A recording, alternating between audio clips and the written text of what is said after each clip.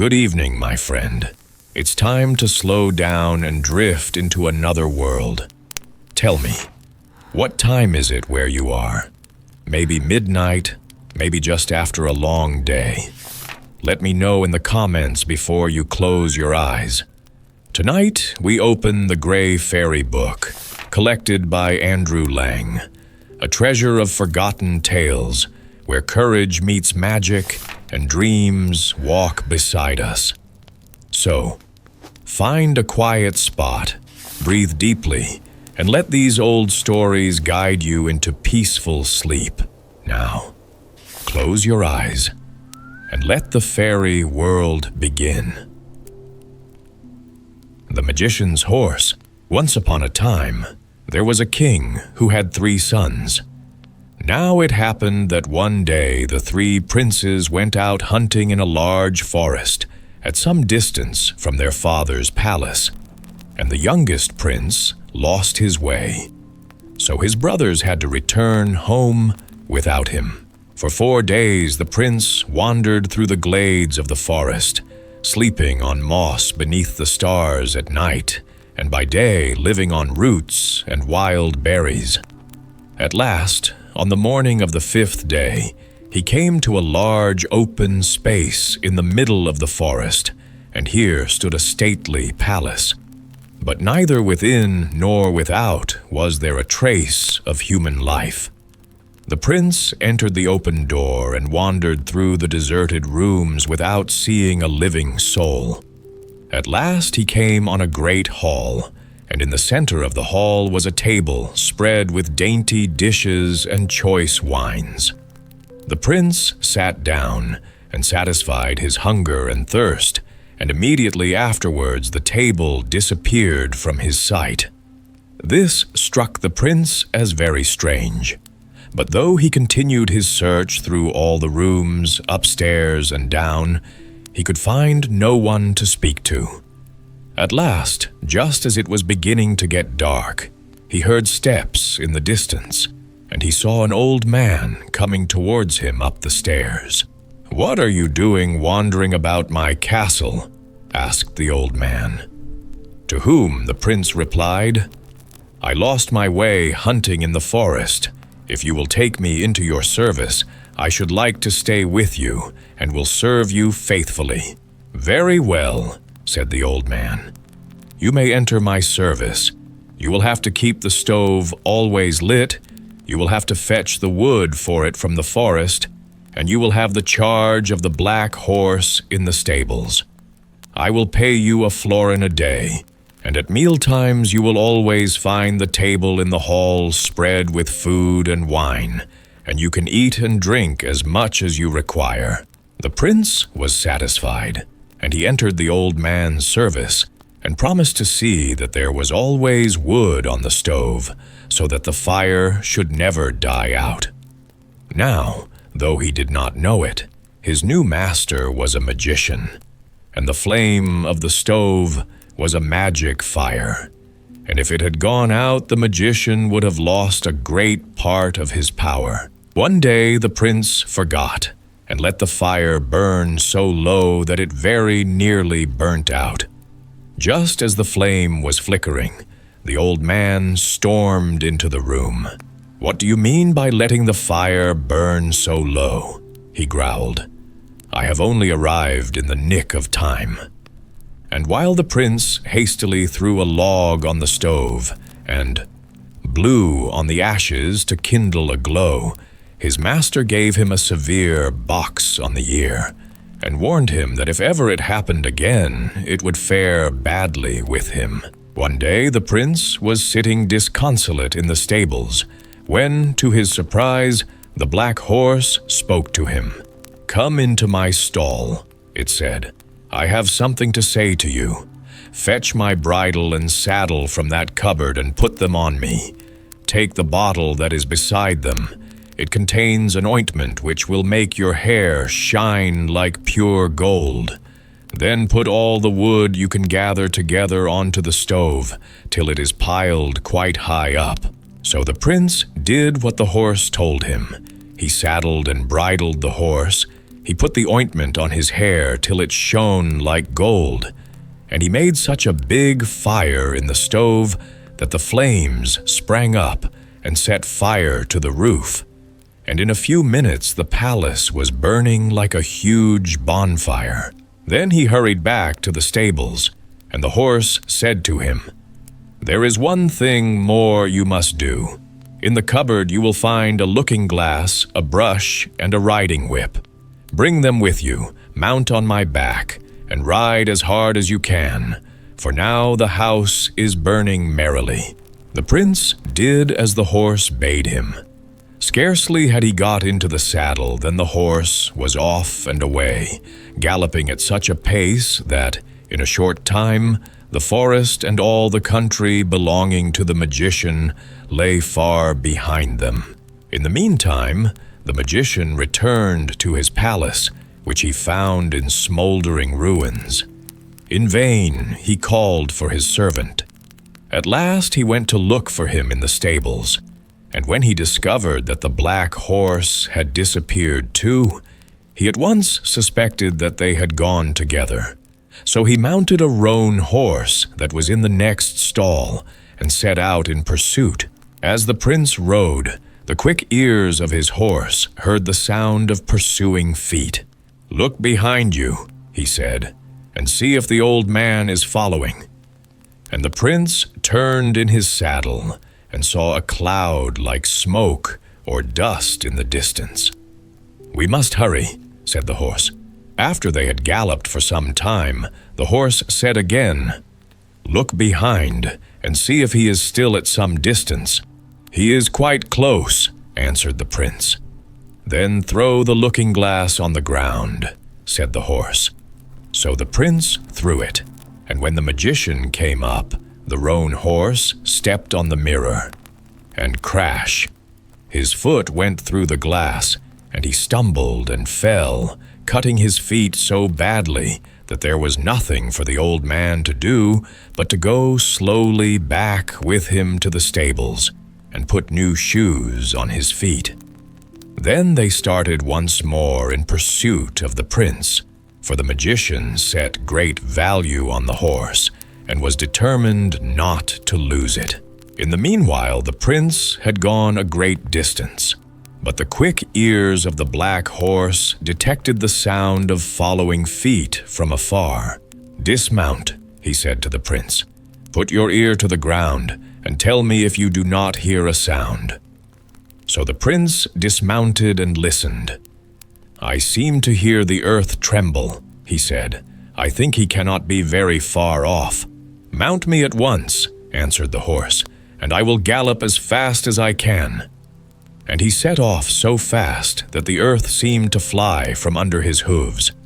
"Look back once more," he said after a short time, "and see if he is in sight." "I see a cloud and a flame," answered the prince, "but a long way off." "We must make haste," said the horse, and shortly after he said, "Look back again, he can't be far off now." The prince turned in his saddle and exclaimed, "He is close behind us. In a minute the flame from his horse's nostrils will reach us." "Then throw the brush on the ground," said the horse. But once more they heard the sound of pursuing feet. "Look back," said the black horse, "and see if he is following." "Yes," answered the prince. "This time I hear him distinctly." "Let us hurry on," said the horse, and a little later he said, "Look back now and see if he is in sight." "Yes," said the prince, turning round. "I see the flame. He is close behind us." "Then you must throw down the whip," answered the horse. And in the twinkling of an eye, the whip was changed into a broad river. When the old man got up to it, he urged the roan horse into the water. But as the water mounted higher and higher, the magic flame, which gave the magician all his power, grew smaller and smaller, till, with a fizz, it went out, and the old man and the roan horse sank in the river and disappeared. When the prince looked round, They were no longer to be seen. "Now," said the horse, "you may dismount. There is nothing more to fear, for the magician is dead. Beside that brook you will find a willow wand. Gather it and strike the earth with it, and it will open, and you will see a door at your feet." When the prince had struck the earth with the wand, a door appeared and opened into a large vaulted stone hall. "Lead me into that hall," said the horse. "I will stay there, but you must go through the fields till you reach a garden, in the midst of which is a king's palace. When you get there, you must ask to be taken into the king's service. Goodbye, and don't forget me."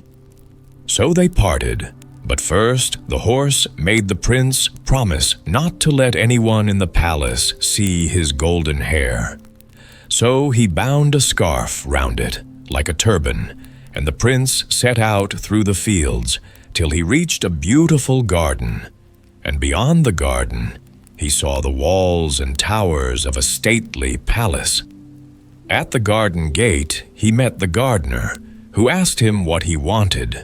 "I want to take service with the king," replied the prince.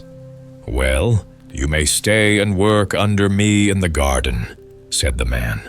For as the prince was dressed like a poor man, he could not tell that he was a king's son. "I need someone to weed the ground and to sweep the dead leaves from the paths. You shall have a florin a day, a horse to help you to cart the leaves away, and food and drink." So the prince consented and set about his work. But when his food was given to him, he only ate half of it. The rest he carried to the vaulted hall beside the brook and gave to the black horse. And this he did every day, and the horse thanked him for his faithful friendship. One evening, as they were together, after his work in the garden was over, the horse said to him, "Tomorrow a large company of princes and great lords are coming to your king's palace. They are coming from far and near as wooers for the 3 princesses.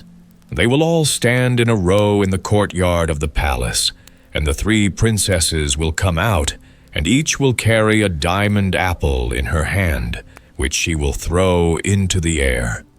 At whosoever feet the apple falls, he will be the bridegroom of that princess. You must be close by in the garden at your work. The apple of the youngest princess, who is much the most beautiful of the sisters, will roll past the wooers and stop in front of you. Pick it up at once and put it in your pocket." The next day, when the wooers were all assembled in the courtyard of the castle, everything happened just as the horse had said. The princesses threw the apples into the air, and the diamond apple of the youngest princess rolled past all the wooers, out onto the garden, and stopped at the feet of the young gardener, who was busy sweeping the leaves away. In a moment he had stooped down, picked up the apple, and put it in his pocket. As he stooped, the scarf round his head slipped a little to one side, and the princess caught sight of his golden hair and loved him from that moment. But the king was very sad, for his youngest daughter was the one he loved best. But there was no help for it, and the next day a 3-fold wedding was celebrated at the palace, and after the wedding the youngest princess returned with her husband to the small hut in the garden where he lived. Some time after this, the people of a neighboring country went to war with the king, and he set out to battle, accompanied by the husbands of his 2 eldest daughters mounted on stately steeds. But the husband of the youngest daughter had nothing but the old, broken-down horse, which helped him in his garden work. And the king, who was ashamed of this son-in-law, refused to give him any other. So, as he was determined not to be left behind, he went into the garden, mounted the sorry nag, and set out. But scarcely had he ridden a few yards before the horse stumbled and fell. So he dismounted and went down to the brook, to where the black horse lived in the vaulted hall. And the horse said to him, "Saddle and bridle me, and then go into the next room, and you will find a suit of armor and a sword. Put them on, and we will ride forth together to battle." And the prince did as he was told. And when he had mounted the horse, his armor glittered in the sun, and he looked so brave and handsome that no one would have recognized him as the gardener who swept away the dead leaves from the paths. The horse bore him away at a great pace, and when they reached the battlefield, they saw that the king was losing the day. So many of his warriors had been slain. But when the warrior on his black charger and in glittering armor appeared on the scene, hewing right and left with his sword, the enemy were dismayed and fled in all directions, leaving the king master of the field. Then the king and his 2 sons-in-law, when they saw their deliverer, shouted, and all that was left of the army joined in the cry, "A god has come to our rescue." And they would have surrounded him, but his black horse rose in the air and bore him out of their sight. Soon after this, part of the country rose in rebellion against the king, and once more he and his 2 sons-in-law had to fare forth to battle. And the son-in-law, who was disguised as a gardener, wanted to fight too. So he came to the king and said, "Dear father, let me ride with you to fight your enemies." "I don't want a blockhead like you to fight for me," answered the king. "Besides, I haven't got a horse fit for you. But see, there is a carter on the road carting hay. You may take his horse." So the prince took the carter's horse, but the poor beast was old and tired, and after it had gone a few yards it stumbled and fell. So the prince returned sadly to the garden and watched the king ride forth at the head of the army, accompanied by his 2 sons-in-law. When they were out of sight, the prince betook himself to the vaulted chamber by the brookside, and having taken counsel of the faithful black horse, he put on the glittering suit of armor and was borne on the back of the horse through the air to where the battle was being fought. And once more he routed the king's enemies, hacking to right and left with his sword. And again they all cried, "A god has come to our rescue." But when they tried to detain him, the black horse rose in the air and bore him out of their sight. When the king and his sons-in-law returned home, they could talk of nothing but the hero who had fought for them, and all wondered who he could be. Shortly afterwards, the king of a neighboring country declared war, and once more the king and his sons-in-law and his subjects had to prepare themselves for battle. And once more the prince begged to ride with them, but the king said he had no horse to spare for him. "But," he added, "you may take the horse of the woodman who brings the wood from the forest. It is good enough for you." So the prince took the woodman's horse, but it was so old and useless that it could not carry him beyond the castle gates.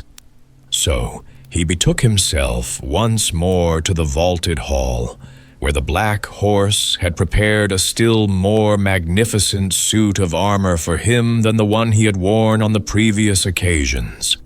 And when he had put it on and mounted on the back of the horse, he bore him straight to the battlefield, and once more he scattered the king's enemies, fighting single-handed in their ranks, and they fled in all directions. But it happened that one of the enemy struck with his sword and wounded the prince in the leg. And the king took his own pocket handkerchief, with his name and crown embroidered on it, and bound it round the wounded leg. And the king would fain have compelled him to mount in a litter and be carried straight to the palace, and 2 of his knights were to lead the black charger to the royal stables.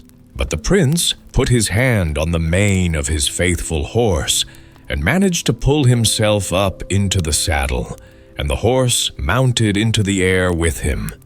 Then they all shouted and cried, "The warrior who has fought for us is a god. He must be a god." And throughout all the kingdom nothing else was spoken about.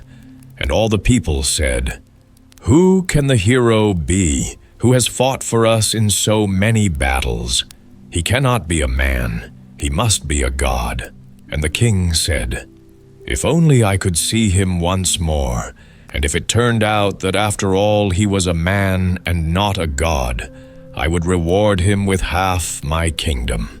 Now when the prince reached his home, the gardener's hut where he lived with his wife, he was weary, and he lay down on his bed and slept. And his wife noticed the handkerchief bound round his wounded leg, and she wondered what it could be.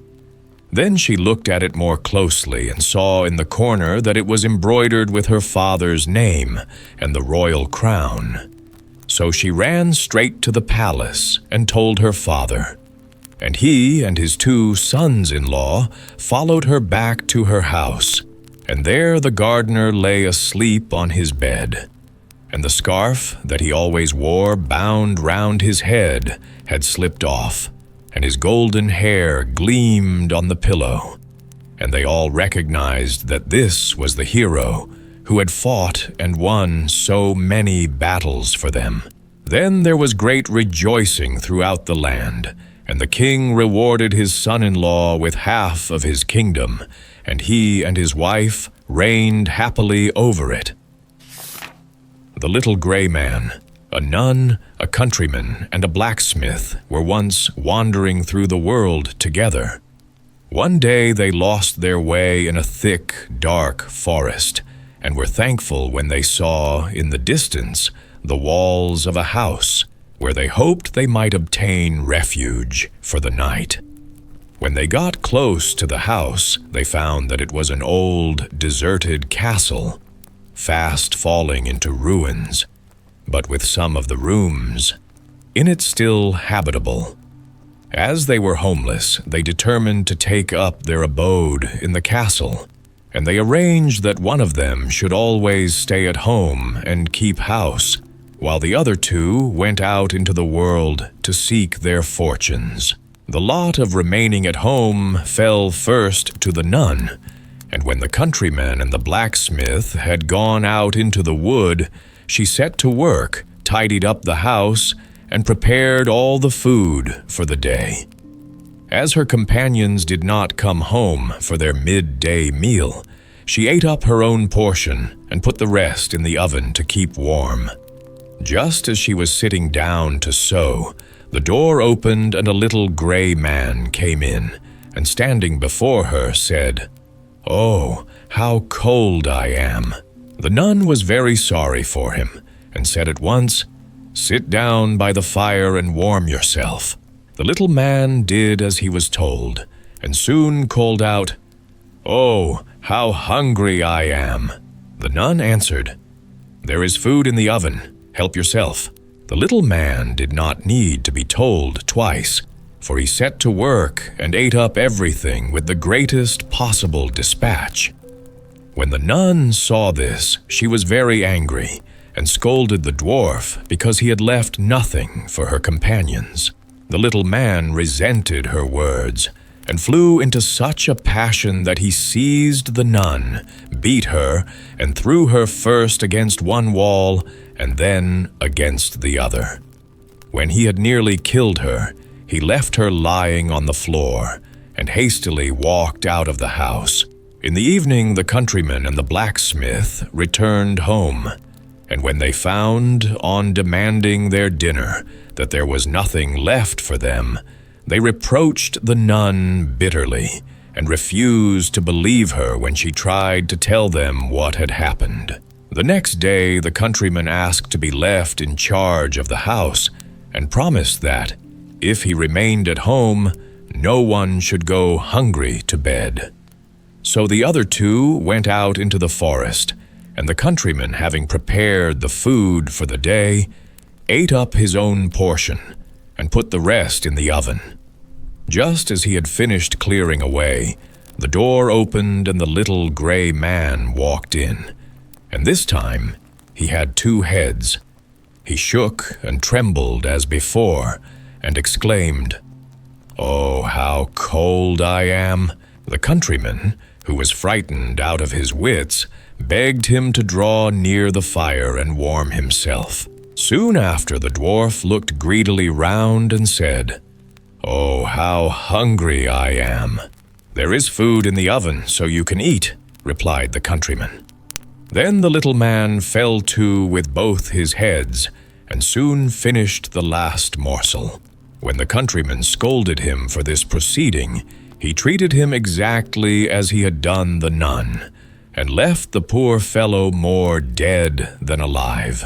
Now, when the blacksmith came home with the nun in the evening and found nothing for supper, he flew into a passion and swore that he would stay at home the following day, and that no one should go supperless to bed. When day dawned, the countryman and the nun set out into the wood, and the blacksmith prepared all the food for the day as the others had done. Again, the gray dwarf entered the house without knocking, and this time he had 3 heads. When he complained of cold, the blacksmith told him to sit near the fire, and when he said he was hungry, the blacksmith put some food on a plate and gave it to him. The dwarf made short work of what was provided for him, and then, looking greedily round with his 6 eyes, he demanded more. When the blacksmith refused to give him another morsel, he flew into a terrible rage and proceeded to treat him in the same way as he had treated his companions. But the blacksmith was a match for him, for he seized a huge hammer and struck off 2 of the dwarf's heads with it.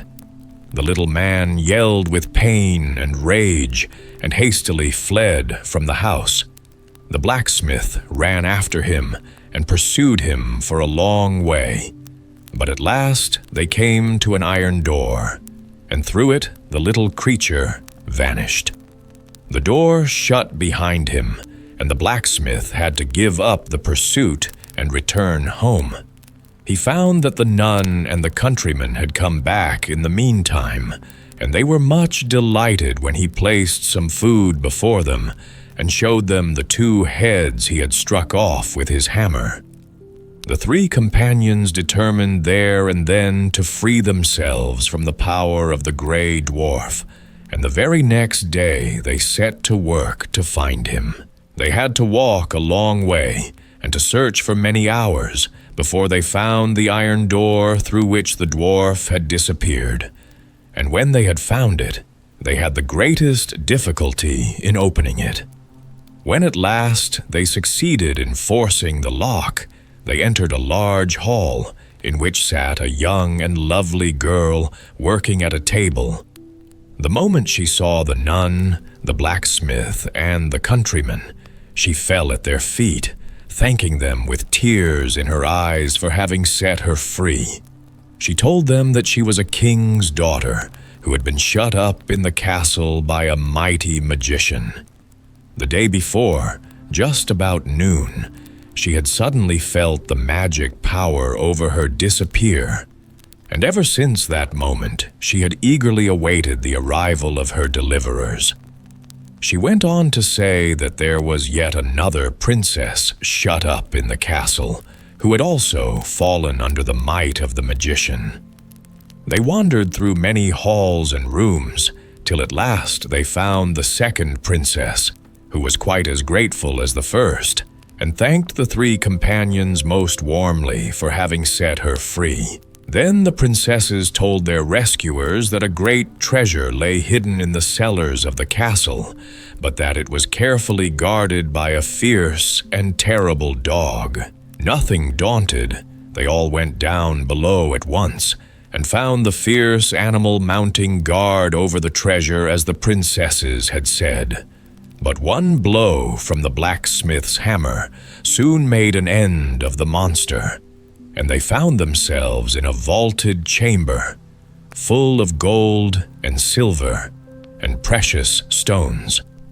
Beside the treasure stood a young and handsome man who advanced to meet them and thanked the nun, the blacksmith, and the countryman for having freed him from the magic spell he was under.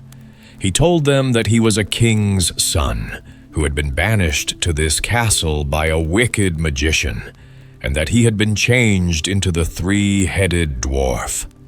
When he had lost 2 of his heads, the magic power over the 2 princesses had been removed, and when the blacksmith had killed the horrible dog, then he too had been set free. To show his gratitude, he begged the 3 companions to divide the treasure between them, which they did. But there was so much of it that it took a very long time. The princesses, too, were so grateful to their rescuers that one married the blacksmith and the other the countryman. Then the prince claimed the nun as his bride, and they all lived happily together till they died. Herr Lazarus and the Draken. Once upon a time there was a cobbler called Lazarus, who was very fond of honey. One day, as he ate some while he sat at work, the flies collected in such numbers that with one blow he killed 40. Then he went and ordered a sword to be made for him, on which he had written these words, "With one blow I have slain 40. When the sword was ready, he took it and went out into the world. And when he was 2 days' journey from home, he came to a spring, by which he laid himself down and slept. Now in that country there dwelt Draken, one of whom came to the spring to draw water. There he found Lazarus sleeping, and read what was written on his sword.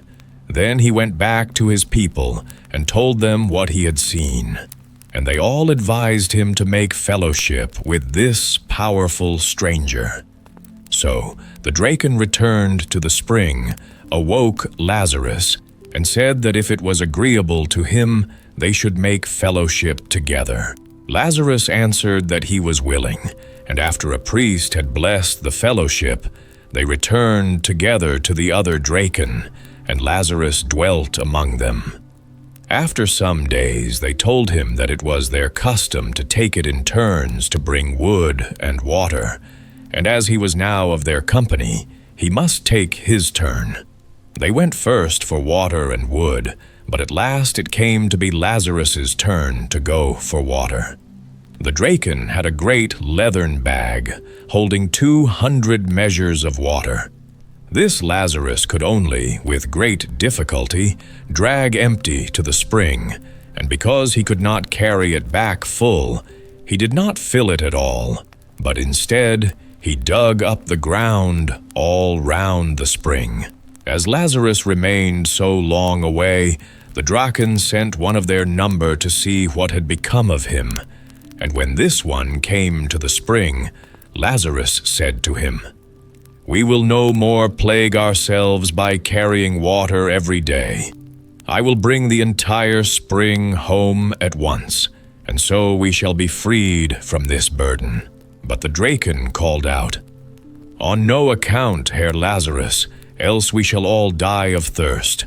Rather will we carry the water ourselves in turns, and you alone shall be exempt." Next it comes to be Lazarus's turn to bring the wood. Now the Draken, when they fetched the wood, always took an entire tree on their shoulder, and so carried it home. Because Lazarus could not imitate them in this, he went to the forest, tied all the trees together with a thick rope, and remained in the forest till evening. Again the Draken sent one of them after him to see what had become of him. And when this one asked what he was about, Lazarus answered, "I will bring the entire forest home at once, so that after that we may have rest." But the Draken called out, "By no means, Herr Lazarus, else we shall all die of cold. Rather will we go ourselves to bring wood, and let you be free." And then the Draken tore up one tree, threw it over his shoulder, and so carried it home. When they had lived together some time, the Draken became weary of Lazarus, and agreed among themselves to kill him. Each Draken, in the night while Lazarus slept, should strike him a blow with a hatchet. But Lazarus heard of this scheme, and when the evening came, he took a log of wood, covered it with his cloak, laid it in the place where he usually slept, and then hid himself. In the night the Draken came, and each one hit the log a blow with his hatchet, till it flew in pieces. Then they believed their object was gained, and they lay down again. Thereupon Lazarus took the log, threw it away, and laid himself down in its stead. Towards dawn he began to groan, and when the Draken heard that, they asked what ailed him, to which he made answer, "The gnats have stung me horribly." This terrified the Draken, for they believed that Lazarus took their blows for gnat stings, and they determined at any price to get rid of him. Next morning, therefore, they asked him if he had not wife or child, and said that if he would like to go and visit them, they would give him a bag of gold to take away with him. He agreed willingly to this, but asked further that one of the Draken should go with him to carry the bag of gold. They consented, and one was sent with him. When they had come to within a short distance of Lazarus's house, he said to the Draken, "Stop here, in the meantime, for I must go on in front and tie up my children, lest they eat you." So he went and tied his children with strong ropes, and said to them, "As soon as the Draken comes in sight, call out as loud as you can, 'Draken flesh, Draken flesh.'" So, when the Draken appeared, the children cried out, "Draken flesh, Draken flesh." And this so terrified the Draken that he let the bag fall and fled. On the road he met a fox, which asked him why he seemed so frightened. He answered that he was afraid of the children of Herr Lazarus, who had been within a hair-breadth of eating him up. But the fox laughed and said, "What? You were afraid of the children of Herr Lazarus? He had 2 fowls, one of which I ate yesterday. The other I will go and fetch now. If you do not believe me, come and see for yourself, but you must first tie yourself onto my tail." The Draken then tied himself onto the fox's tail, and went back thus with it to Lazarus's house, in order to see what it would arrange.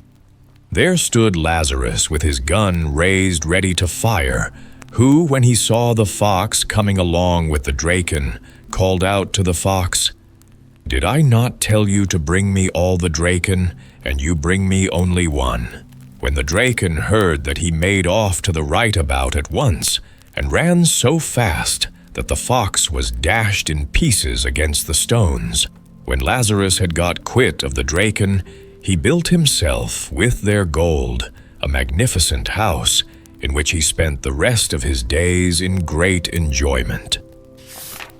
The story of the Queen of the Flowery Isles. There once lived a queen who ruled over the Flowery Isles, whose husband, to her extreme grief, died a few years after their marriage. On being left a widow, she devoted herself almost entirely to the education of the 2 charming princesses, her only children. The elder of them was so lovely that as she grew up, her mother greatly feared she would excite the jealousy of the Queen of all the Isles, who prided herself on being the most beautiful woman in the world, and insisted on all rivals bowing before her charms. In order the better to gratify her vanity, she had urged the king, her husband, to make war on all the surrounding islands. And as his greatest wish was to please her, the only conditions he imposed on any newly conquered country was that each princess of every royal house should attend his court as soon as she was 15 years old, and do homage to the transcendent beauty of his queen. The Queen of the Flowery Isles, well aware of this law, was fully determined to present her daughter to the proud queen as soon as her 15th birthday was past. The queen herself had heard a rumor of the young princess's great beauty and awaited her visit with some anxiety, which soon developed into jealousy. For when the interview took place, it was impossible not to be dazzled by such radiant charms, and she was obliged to admit that she had never beheld anyone so exquisitely lovely. Of course, she thought in her own mind, excepting myself. For nothing could have made her believe it possible that anyone could eclipse her. But the outspoken admiration of the entire court soon undeceived her, and made her so angry that she pretended illness and retired to her own rooms, so as to avoid witnessing the princess's triumph. She also sent word to the Queen of the Flowery Isles that she was sorry not to be well enough to see her again, and advised her to return to her own states with the princess, her daughter. This message was entrusted to one of the great ladies of the court, who was an old friend of the Queen of the Flowery Isles, and who advised her not to wait to take a formal leave, but to go home as fast as she could. The Queen was not slow to take the hint, and lost no time in obeying it. Being well aware of the magic powers of the incensed queen, she warned her daughter that she was threatened by some great danger if she left the palace for any reason whatever during the next 6 months. The princess promised obedience, and no pains were spared to make the time pass pleasantly for her. The 6 months were nearly at an end, and on the very last day, a splendid fete was to take place in a lovely meadow, quite near the palace. The princess, who had been able to watch all the preparations from her window, implored her mother to let her go as far as the meadow. And the queen, thinking all risk must be over, consented and promised to take her there herself. The whole court was delighted to see their much-loved princess at liberty, and everyone set off in high glee to join in the fete. The princess, overjoyed at being once more in the open air, was walking a little in advance of her party, when suddenly the earth opened under her feet and closed again after swallowing her up. The queen fainted away with terror, and the younger princess burst into floods of tears and could hardly be dragged away from the fatal spot, whilst the court was overwhelmed with horror at so great a calamity. Orders were given to bore the earth to a great depth, but in vain. Not a trace of the vanished princess was to be found. She sank right through the earth and found herself in a desert place, with nothing but rocks and trees, and no sign of any human being. The only living creature she saw was a very pretty little dog, who ran up to her and at once began to caress her. She took him in her arms, and after playing with him for a little, put him down again. When he started off in front of her, looking round from time to time as though begging her to follow, she let him lead her on, and presently reached a little hill, from which she saw a valley full of lovely fruit trees, bearing flowers and fruit together. The ground was also covered with fruit and flowers, and in the middle of the valley rose a fountain surrounded by a velvety lawn. The princess hastened to this charming spot, and sitting down on the grass began to think over the misfortune which had befallen her, and burst into tears as she reflected on her sad condition. The fruit and clear, fresh water would, she knew, prevent her from dying of hunger or thirst. But how could she escape if any wild beast appeared and tried to devour her? At length, having thought over every possible evil which could happen, The princess tried to distract her mind by playing with the little dog. She spent the whole day near the fountain, but as night drew on, she wondered what she should do. When she noticed that the little dog was pulling at her dress, she paid no heed to him at first, but as he continued to pull her dress and then run a few steps in one particular direction, she at last decided to follow him. He stopped before a rock with a large opening in the center, which he evidently wished her to enter. The princess did so, and discovered a large and beautiful cave lit up by the brilliancy of the stones with which it was lined, with a little couch covered with soft moss in one corner. She lay down on it, and the dog at once nestled at her feet. Tired out with all she had gone through, she soon fell asleep. Next morning, she was awakened very early by the songs of many birds. The little dog woke up too, and sprang round her in his most caressing manner. She got up and went outside, the dog as before running on in front and turning back constantly to take her dress and draw her on. She let him have his way, and he soon led her back to the beautiful garden where she had spent part of the day before. Here she ate some fruit, drank some water of the fountain, and felt as if she had made an excellent meal. She walked about amongst the flowers, played with her little dog, and at night returned to sleep in the cave. In this way the princess passed several months, and as her first terrors died away, she gradually became more resigned to her fate. The little dog, too, was a great comfort, and her constant companion.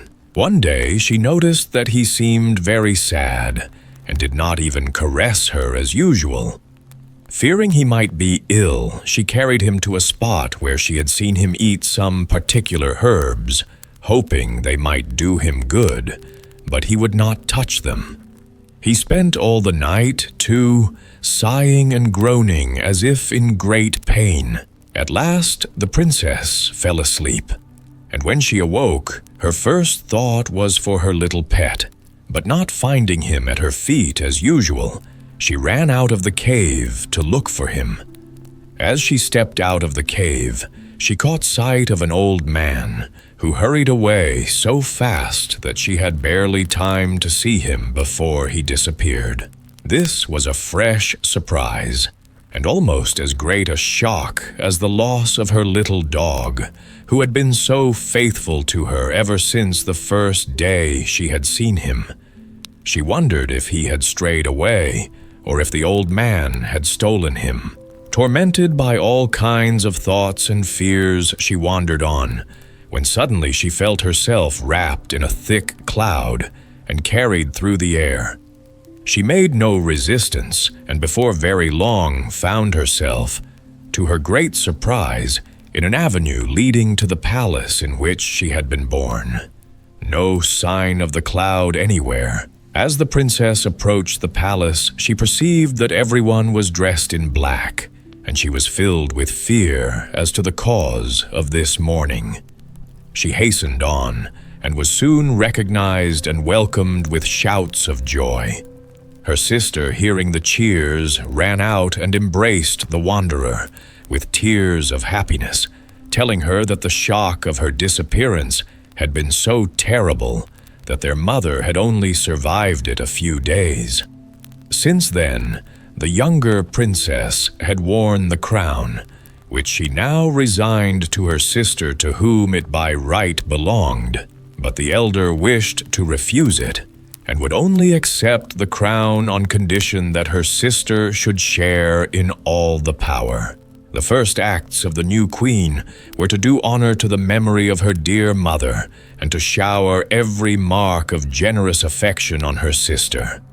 Then, being still very grieved at the loss of her little dog, she had a careful search made for him in every country, and when nothing could be heard of him, she was so grieved that she offered half her kingdom to whoever should restore him to her.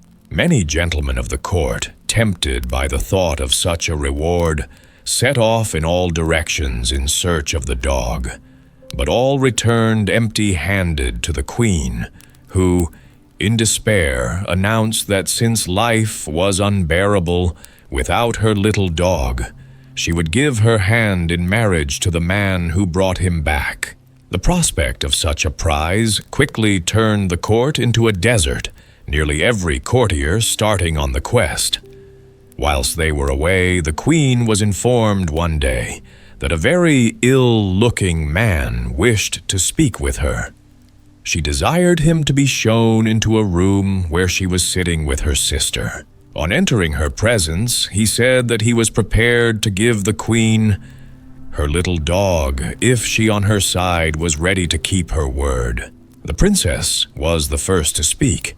She said that the queen had no right to marry without the consent of the nation, and that on so important an occasion the general council must be summoned. The queen could not say anything against this statement, but she ordered an apartment in the palace to be given to the man, and desired the council to meet on the following day. Next day, accordingly, the council assembled in great state, and by the princess's advice, it was decided to offer the man a large sum of money for the dog, and should he refuse it, to banish him from the kingdom without seeing the queen again. The man refused the price offered and left the hall. The princess informed the queen of what had passed, and the queen approved of all, but added that as she was her own mistress, she had made up her mind to abdicate her throne, and to wander through the world till she had found her little dog. The princess was much alarmed by such a resolution, and implored the queen to change her mind. Whilst they were discussing the subject, one of the chamberlains appeared to inform the queen that the bay was covered with ships. The two sisters ran to the balcony and saw a large fleet in full sail for the port. In a little time, they came to the conclusion that the ships must come from a friendly nation, as every vessel was decked with gay flags, streamers, and pennons, and the way was led by a small ship flying a great white flag of peace. The queen sent a special messenger to the harbor, and was soon informed that the fleet belonged to the Prince of the Emerald Isles, who begged leave to land in her kingdom and to present his humble respects to her. The queen at once sent some of the court dignitaries to receive the prince and bid him welcome. She awaited him seated on her throne, but rose on his appearance and went a few steps to meet him, then begged him to be seated, and for about an hour kept him in close conversation. The prince was then conducted to a splendid suite of apartments, and the next day he asked for a private audience.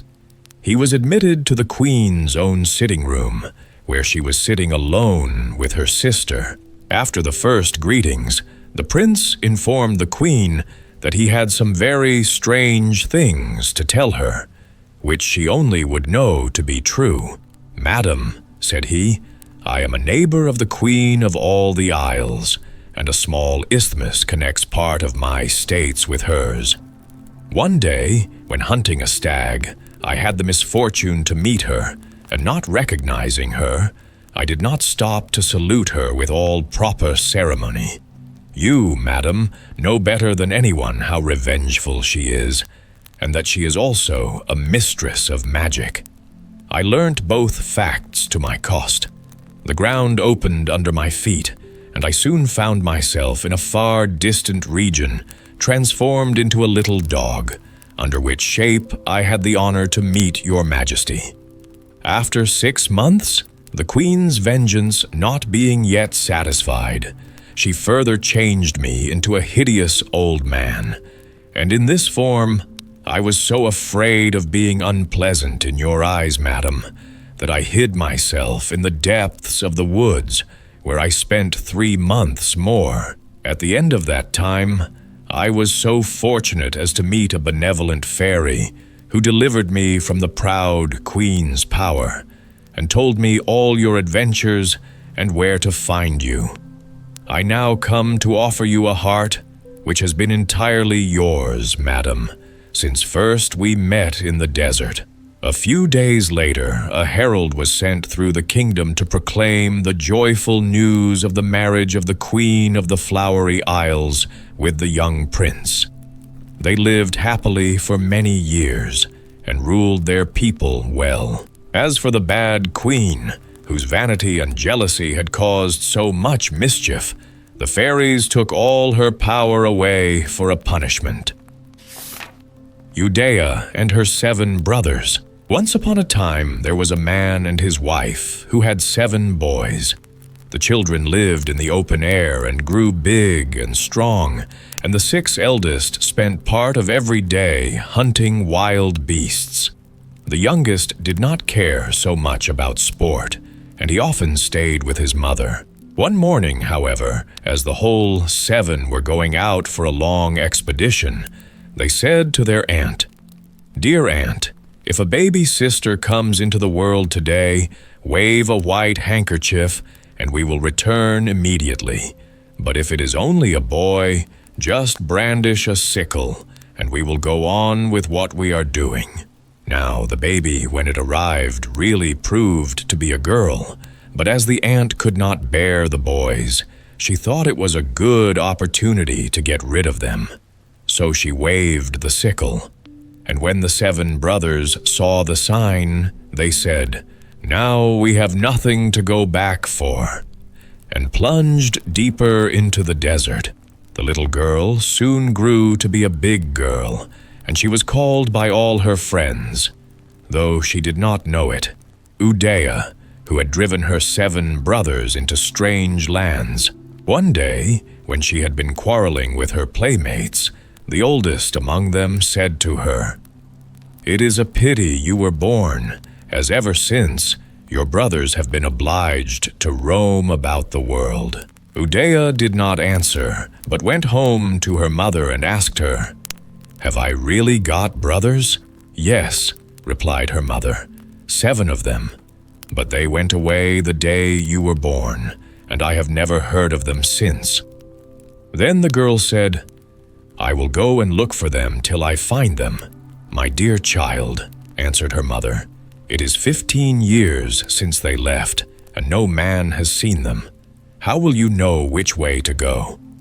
"Oh, I will follow them, north and south, east and west, and though I may travel far, yet some day I will find them." Then her mother said no more, but gave her a camel and some food, and a Negro and his wife to take care of her. And she fastened a cowrie shell round the camel's neck for a charm, and bade her daughter go in peace. During the first day, the party journeyed on without any adventures. But the second morning, the Negro said to the girl, "Get down, and let the negress ride instead of you." "Mother," cried Udea. "What is it?" asked her mother. "Barca wants me to dismount from my camel." "Leave her alone, Barca," commanded the mother, and Barca did not dare to persist. But on the following day, he said again to Udea, "Get down, and let the negress ride instead of you." And though Udea called to her mother, she was too far away, and the mother never heard her. Then the Negro seized her roughly and threw her on the ground, and said to his wife, "Climb up." And the negress climbed up, while the girl walked by the side.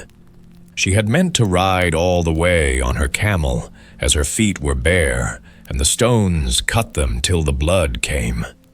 But she had to walk on till night, when they halted, and the next morning it was the same thing again. Weary and bleeding, the poor girl began to cry, and implored the Negro to let her ride, if only for a little. But he took no notice, except to bid her walk a little faster. By and by they passed a caravan, and the Negro stopped and asked the leader if they had come across 7 young men who were thought to be hunting somewhere about.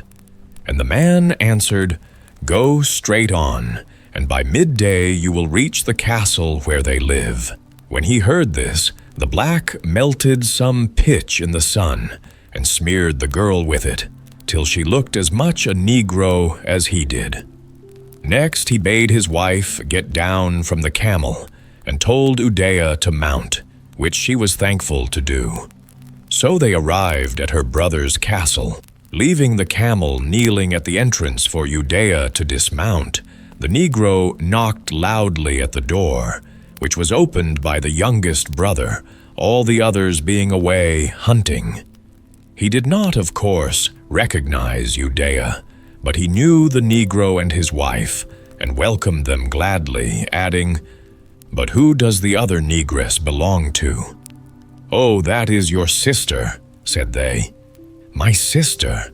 But she is coal-black." "That may be, but she is your sister for all that." The young man asked no more questions, but took them into the castle, and he himself waited outside till his brothers came home. As soon as they were alone, the Negro whispered to Udea, "If you dare to tell your brothers that I made you walk, or that I smeared you with pitch, I will kill you." "Oh, I will be sure to say nothing," replied the girl, trembling. And at that moment the 6 elder brothers appeared in sight. "I have some good news for you," said the youngest, hastening to meet them. "Our sister is here." "Nonsense," they answered. "We have no sister. You know the child that was born was a boy." "But that was not true," replied he, "and here she is with the Negro and his wife. Only, she too is black," he added softly. But his brothers did not hear him, and pushed past joyfully. "How are you, good old Barca?" they said to the Negro. "And how comes it that we never knew that we had a sister till now?" And they greeted Udea warmly, while she shed tears of relief and gladness. The next morning they all agreed that they would not go out hunting. And the eldest brother took Udea on his knee, and she combed his hair and talked to him of their home till the tears ran down his cheeks and dropped on her bare arm. And where the tears fell, a white mark was made. Then the brother took a cloth and rubbed the place, and he saw that she was not black at all. "Tell me, who painted you over like this?" cried he. "I am afraid to tell you," sobbed the girl. "The Negro will kill me." "Afraid, and with 7 brothers. Well, I will tell you then," she answered. "The Negro forced me to dismount from the camel and let his wife ride instead, and the stones cut my feet till they bled, and I had to bind them. And after that, when we heard your castle was nearby, he took pitch and smeared my body with it." Then the brother rushed in wrath from the room, and seizing his sword, cut off first the Negro's head and then his wife's. He next brought in some warm water and washed his sister all over, till her skin was white and shining again. "Ah, now we see that you are our sister," they all said. What fools the Negro must have thought us, to believe for an instant that we could have a sister who was black. And all that day and the next they remained in the castle. But on the 3rd morning they said to their sister, "Dear sister, you must lock yourself into this castle with only the cat for company, and be very careful never to eat anything which she does not eat too. You must be sure to give her a bit of everything.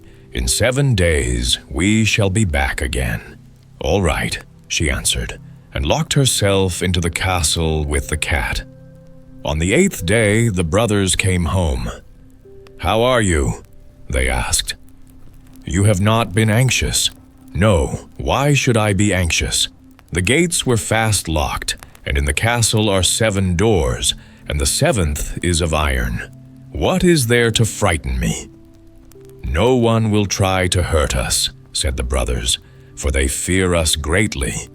But for yourself, we implore you to do nothing without consulting the cat, who has grown up in the house, and take care never to neglect her advice." "All right," replied Udea, "and whatever I eat, she shall have half." "Capital. And if ever you are in danger, the cat will come and tell us. Only elves and pigeons, which fly round your window, know where to find us." "This is the first I have heard of the pigeons," said Udea. "Why did you not speak of them before?" "We always leave them food and water for 7 days," replied the brothers. "Ah," sighed the girl, "if I had only known, I would have given them fresh food and fresh water. For after 7 days, anything becomes bad. Would it not be better if I fed them every day?" "Much better," said they, "and we shall feel any kindnesses you do towards the cat or the pigeons exactly as if they were shown to ourselves." "Set your minds at ease," answered the girl. "I will treat them as if they were my brothers." That night the brothers slept in the castle, but after breakfast next morning they buckled on their weapons and mounted their horses and rode off to their hunting grounds, calling out to their sister, "Mind you let nobody in till we come back." "Very well," cried she, and kept the doors carefully locked for 7 days, and on the 8th the brothers returned as before. Then, after spending one evening with her, they departed as soon as they had done breakfast. Directly they were out of sight, Udea began to clean the house, and among the dust she found a bean which she ate. "What are you eating?" asked the cat. "Nothing," said she.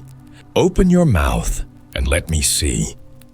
The girl did as she was told, and then the cat said, "Why did you not give me half?" "I forgot," answered she, "but there are plenty of beans about. You can have as many as you like." "No, that won't do. I want half of that particular bean." "But how can I give it you? I tell you I have eaten it. I can roast you 100 others." "No, I want half of that one." "Oh, do as you like, only go away," cried she. So the cat ran straight to the kitchen fire and spit on it and put it out. And when Udea came to cook the supper, she had nothing to light it with. "Why did you put the fire out?" asked she. "Just to show you how nicely you would be able to cook the supper. Didn't you tell me to do what I liked?" The girl left the kitchen and climbed up on the roof of the castle and looked out.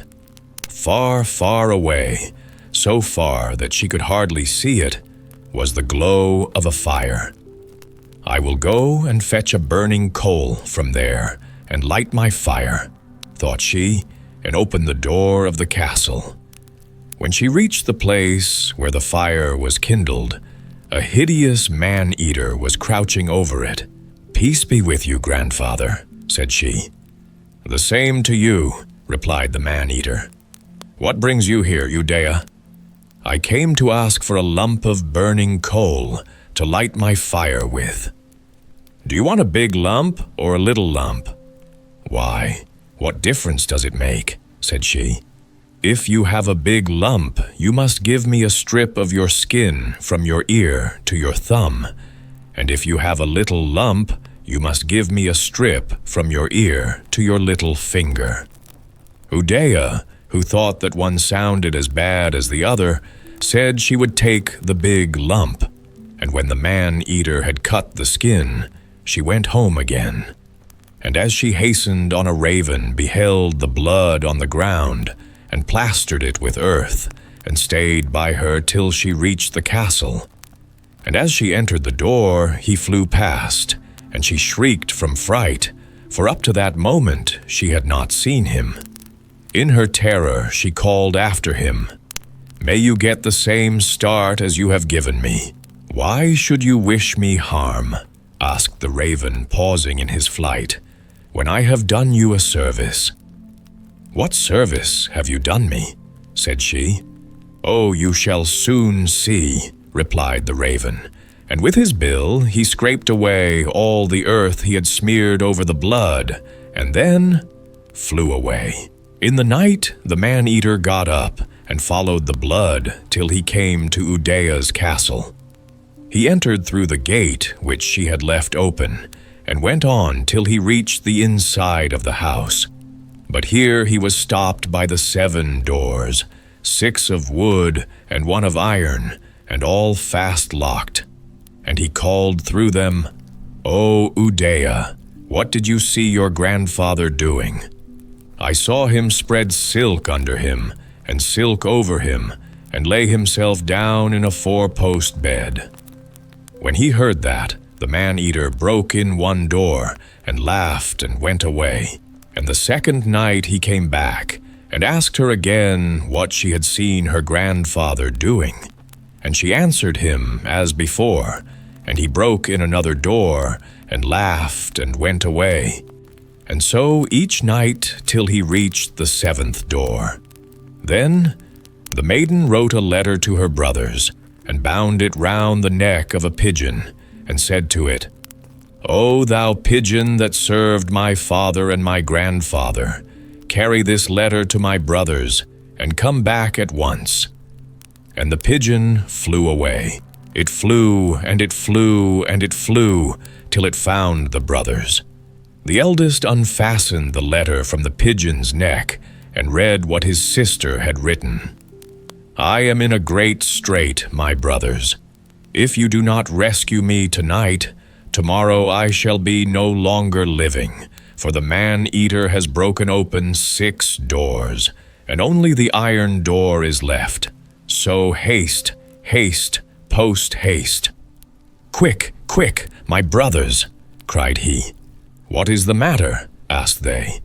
"If we cannot reach our sister tonight, tomorrow she will be the prey of the man-eater." And without more words they sprang on their horses, and rode like the wind. The gate of the castle was thrown down, and they entered the court and called loudly to their sister.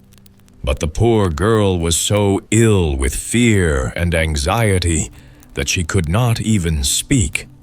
Then the brothers dismounted and passed through the 6 open doors, till they stood before the iron one, which was still shut. "Udea, open," they cried. "It is only your brothers."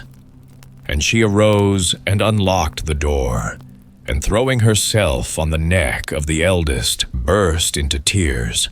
"Tell us what has happened," he said, "and how the man-eater traced you here." "It is all the cat's fault," replied Udea. "She put out my fire so that I could not cook, all about a bean. I ate one and forgot to give her any of it." "But we told you so particularly," said the eldest brother, "never to eat anything without sharing it with the cat." "Yes, but I tell you I forgot," answered Udea. "Does the man-eater come here every night?" asked the brothers. "Every night," said Udea, "and he breaks 1 door in and then goes away." Then all the brothers cried together, "We will dig a great hole and fill it with burning wood and spread a covering over the top, and when the man-eater arrives, we will push him into it." So they all set to work and prepared the great hole and set fire to the wood till it was reduced to a mass of glowing charcoal. And when the man-eater came and called as usual, "Udea, what did you see your grandfather doing?" She answered, "I saw him pull off the ass, skin and devour the ass, and he fell in the fire, and the fire burned him up.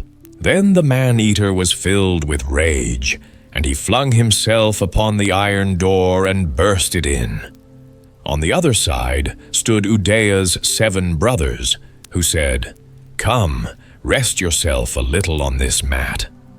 And the man-eater sat down, and he fell right into the burning pit which was under the mat, and they heaped on more wood, till nothing was left of him, not even a bone. Only one of his fingernails was blown away, and fell into an upper chamber where Udea was standing, and stuck under one of the nails of her own fingers. And she sank lifeless to the earth. Meanwhile, her brothers sat below, waiting for her, and wondering why she did not come. "What can have happened to her?" exclaimed the eldest brother. "Perhaps she has fallen into the fire, too." So one of the others ran upstairs and found his sister stretched on the floor. "Udea! Udea!" he cried, but she did not move or reply. Then he saw that she was dead, and rushed down to his brothers in the courtyard and called out, "Come quickly, our sister is dead." In a moment they were all beside her, and knew that it was true. And they made a bier and laid her on it, and placed her across a camel, and said to the camel, "Take her to her mother, but be careful not to halt by the way, and let no man capture you, and see you kneel down before no man, save him who shall say, 'String,' footnote, Riemen, to you. But to him who says, 'String,' then kneel."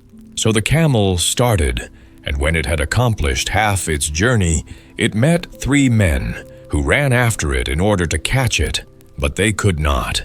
Then they cried, "Stop!" But the camel only went the faster.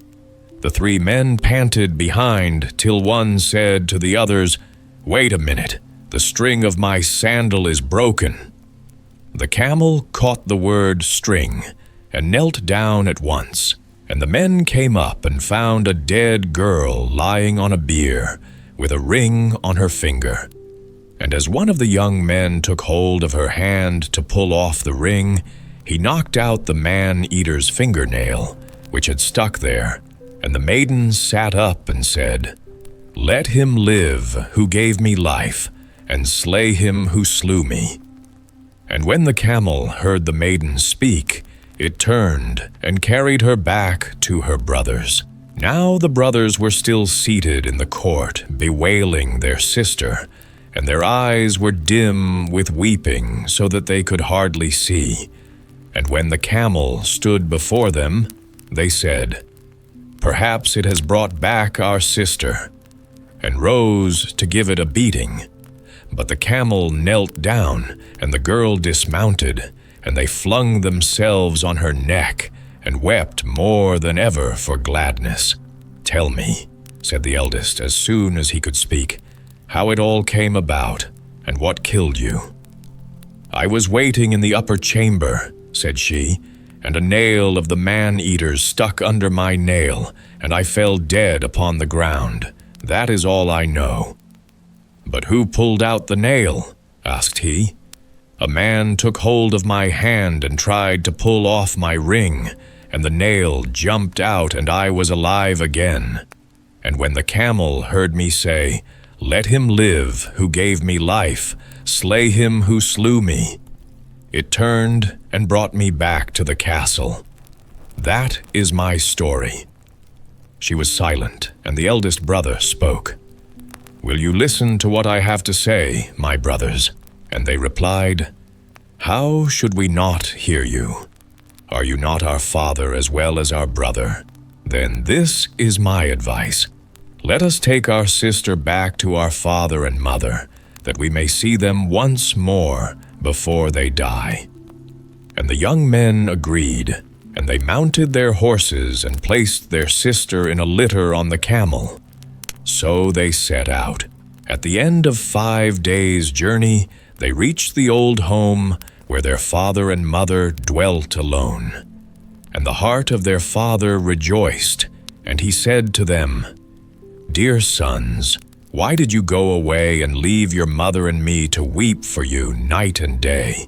"Dear father," answered the son, "let us rest a little now, and then I will tell you everything from the beginning." "All right," replied the father, and waited patiently for 3 days. And on the morning of the 4th day, the eldest brother said, "Dear father, would you like to hear our adventures?" "Certainly I should." "Well, it was our aunt who was the cause of our leaving home. for we agreed that if the baby was a sister, she should wave a white handkerchief, and if it was a brother, she should brandish a sickle, for then there would be nothing to come back for, and we might wander far away. Now our aunt could not bear us, and hated us to live in the same house with her. So she brandished the sickle, and we went away. That is all our story. And that is all this story. The White Wolf. Once upon a time, there was a king who had 3 daughters. They were all beautiful, but the youngest was the fairest of the 3. Now it happened that one day their father had to set out for a tour in a distant part of his kingdom. Before he left, his youngest daughter made him promise to bring her back a wreath of wild flowers. When the king was ready to return to his palace, he bethought himself that he would like to take home presents to each of his 3 daughters. So he went into a jeweler's shop and bought a beautiful necklace for the eldest princess. Then he went to a rich merchant's and bought a dress embroidered in gold and silver thread for the second princess. But in none of the flower shops, nor in the market, could he find the wreath of wild flowers that his youngest daughter had set her heart on. So he had to set out on his homeward way without it. Now his journey led him through a thick forest. While he was still about 4 miles distant from his palace, he noticed a white wolf squatting on the roadside. And behold, on the head of the wolf there was a wreath of wild flowers. Then the king called to the coachman and ordered him to get down from his seat and fetch him the wreath from the wolf's head. But the wolf heard the order and said, "My lord and king, I will let you have the wreath, but I must have something in return." "What do you want?" answered the king. "I will gladly give you rich treasure in exchange for it." "I do not want rich treasure," replied the wolf. "Only promise to give me the first thing that meets you on your way to your castle. In 3 days I shall come and fetch it." And the king thought to himself, "I am still a good long way from home. I am sure to meet a wild animal or a bird on the road. It will be quite safe to promise." So he consented and carried the wreath away with him. But all along the road he met no living creature, till he turned into the palace gates, where his youngest daughter was waiting to welcome him home. That evening the king was very sad, remembering his promise, and when he told the queen what had happened, she too shed bitter tears. And the youngest princess asked them why they both looked so sad, and why they wept. Then her father told her what a price he would have to pay for the wreath of wild flowers he had brought home to her, for in 3 days a white wolf would come and claim her and carry her away, and they would never see her again. But the queen thought and thought, and at last she hit upon a plan. There was in the palace a servant maid the same age and the same height as the princess, and the queen dressed her up in a beautiful dress belonging to her daughter, and determined to give her to the white wolf, who would never know the difference. On the 3rd day the wolf strode into the palace yard and up the great stairs, to the room where the king and queen were seated. "I have come to claim your promise," he said. "Give me your youngest daughter." Then they led the servant maid up to him, and he said to her, "You must mount on my back, and I will take you to my castle." And with these words he swung her onto his back and left the palace. When they reached the place where he had met the king and given him the wreath of wild flowers, he stopped and told her to dismount, that they might rest a little. So they sat down by the roadside. "I wonder," said the wolf, "what your father would do if this forest belonged to him." And the girl answered, My father is a poor man, so he would cut down the trees and saw them into planks, and he would sell the planks, and we should never be poor again, but would always have enough to eat. Then the wolf knew that he had not got the real princess, and he swung the servant maid onto his back and carried her to the castle. And he strode angrily into the king's chamber and spoke, "Give me the real princess at once. If you deceive me again, I will cause such a storm to burst over your palace that the walls will fall in, and you will all be buried in the ruins." Then the king and the queen wept, but they saw there was no escape. So they sent for their youngest daughter, and the king said to her, "Dearest child, you must go with the white wolf, for I promised you to him, and I must keep my word." So the princess got ready to leave her home, but first she went to her room to fetch her wreath of wild flowers, which she took with her. Then the white wolf swung her on his back and bore her away. But when they came to the place where he had rested with the servant maid, he told her to dismount that they might rest for a little at the roadside. Then he turned to her and said, "I wonder what your father would do if this forest belonged to him." And the princess answered, "My father would cut down the trees and turn it into a beautiful park and gardens, and he and his courtiers would come and wander among the glades in the summertime. This is the real princess," said the wolf to himself. But aloud he said, "Mount once more on my back, and I will bear you to my castle." And when she was seated on his back, he set out through the woods, and he ran and ran and ran, till at last he stopped in front of a stately courtyard with massive gates. "This is a beautiful castle," said the princess, as the gates swung back and she stepped inside. "If only I were not so far away from my father and my mother." But the wolf answered, "At the end of a year we will pay a visit to your father and mother." And at these words the white, furry skin slipped from his back, and the princess saw that he was not a wolf at all, but a beautiful youth, tall and stately. And he gave her his hand and led her up the castle stairs. One day, at the end of half a year, he came into her room and said, "My dear one, you must get ready for a wedding. Your eldest sister is going to be married, and I will take you to your father's palace. When the wedding is over, I shall come and fetch you home. I will whistle outside the gate, and when you hear me, pay no heed to what your father or mother say. Leave your dancing and feasting, and come to me at once. For if I have to leave without you, you will never find your way back alone through the forests."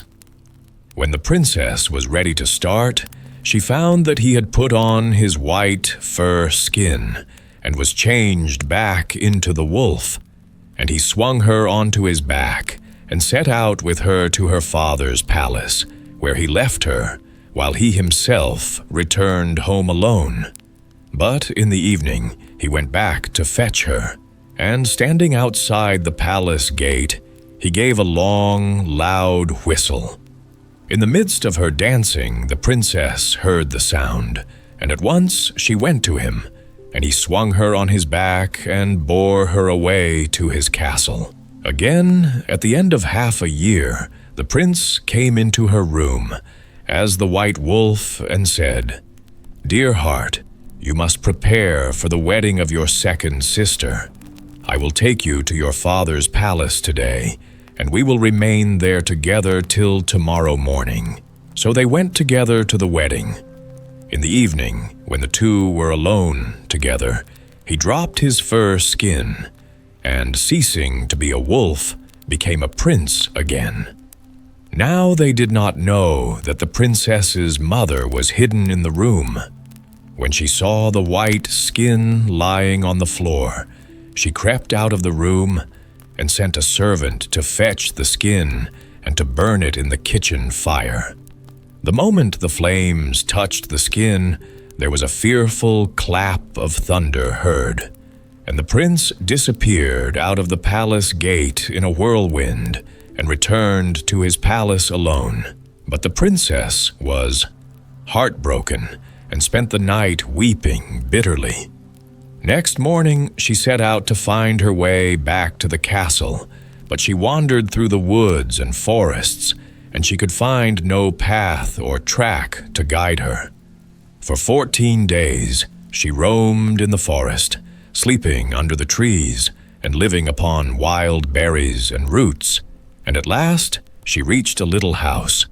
She opened the door and went in, and found the wind seated in the room all by himself. And she spoke to the wind and said, "Wind, have you seen the white wolf?" And the wind answered, "All day and all night I have been blowing round the world, and I have only just come home, but I have not seen him."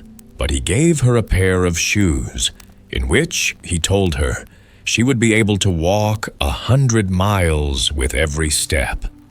Then she walked through the air till she reached a star, and she said, "Tell me, star, have you seen the white wolf?" And the star answered, "I have been shining all night, and I have not seen him." But the star gave her a pair of shoes, and told her that if she put them on, she would be able to walk 200 miles at a stride. So she drew them on, and she walked to the moon. And she said, "Dear moon, have you not seen the white wolf?" But the moon answered, "All night long I have been sailing through the heavens, and I have only just come home. But I did not see him." But he gave her a pair of shoes, in which she would be able to cover 400 miles with every stride. So she went to the sun and said, "Dear sun, have you seen the white wolf?" And the sun answered, "Yes, I have seen him, and he has chosen another bride, for he thought you had left him and would never return, and he is preparing for the wedding. But I will help you. Here are a pair of shoes. If you put these on, you will be able to walk on glass or ice and to climb the steepest places. And here is a spinning wheel with which you will be able to spin moss into silk. When you leave me, you will reach a glass mountain. Put on the shoes that I have given you, and with them you will be able to climb it quite easily. At the summit, you will find the palace of the white wolf." Then the princess set out, and before long she reached the glass mountain, and at the summit she found the white wolf's palace, as the sun had said.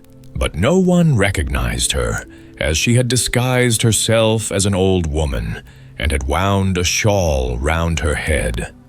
Great preparations were going on in the palace for the wedding, which was to take place next day.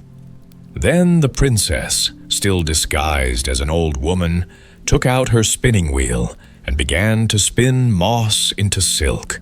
And as she spun, the new bride passed by, and seeing the moss turn into silk, she said to the old woman, "Little mother, I wish you would give me that spinning wheel." And the princess answered, "I will give it to you if you will allow me to sleep tonight on the mat outside the prince's door."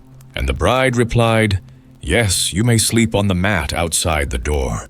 So the princess gave her the spinning wheel. And that night, winding the shawl all round her, so that no one could recognize her, she lay down on the mat outside the white wolf's door. And when everyone in the palace was asleep, she began to tell the whole of her story.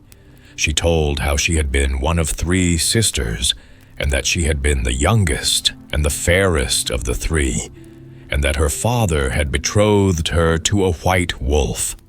And she told how she had gone first to the wedding of one sister, and then with her husband to the wedding of the other sister, and how her mother had ordered the servant to throw the white fur skin into the kitchen fire. And then she told of her wanderings through the forest, and of how she had sought the white wolf weeping, and how the wind and star and moon and sun had befriended her, and had helped her to reach his palace. And when the white wolf heard all the story, he knew that it was his first wife, who had sought him and had found him, after such great dangers and difficulties. But he said nothing, for he waited till the next day, when many guests, kings and princes from far countries, were coming to his wedding. Then, when all the guests were assembled in the banqueting hall, he spoke to them and said, "Hearken to me, ye kings and princes, for I have something to tell you. I had lost the key of my treasure casket, so I ordered a new one to be made, but I have since found the old one. Now, which of these keys is the better?" Then all the kings and royal guests answered, "Certainly the old key is better than the new one." "Then," said the wolf, "if that is so, my former bride is better than my new one." And he sent for the new bride, and he gave her in marriage to one of the princes who was present. And then he turned to his guests and said, "And here is my former bride." And the beautiful princess was led into the room and seated beside him on his throne. I thought she had forgotten me, and that she would never return. But she has sought me everywhere, and now we are together once more. We shall never part again. Mohammed with the magic finger. Once upon a time, there lived a woman who had a son and a daughter. One morning she said to them, "I have heard of a town where there is no such thing as death. Let us go and dwell there." So she broke up her house and went away with her son and daughter. When she reached the city, the first thing she did was to look about and see if there was any churchyard. And when she found none, she exclaimed, "This is a delightful spot. We will stay here forever."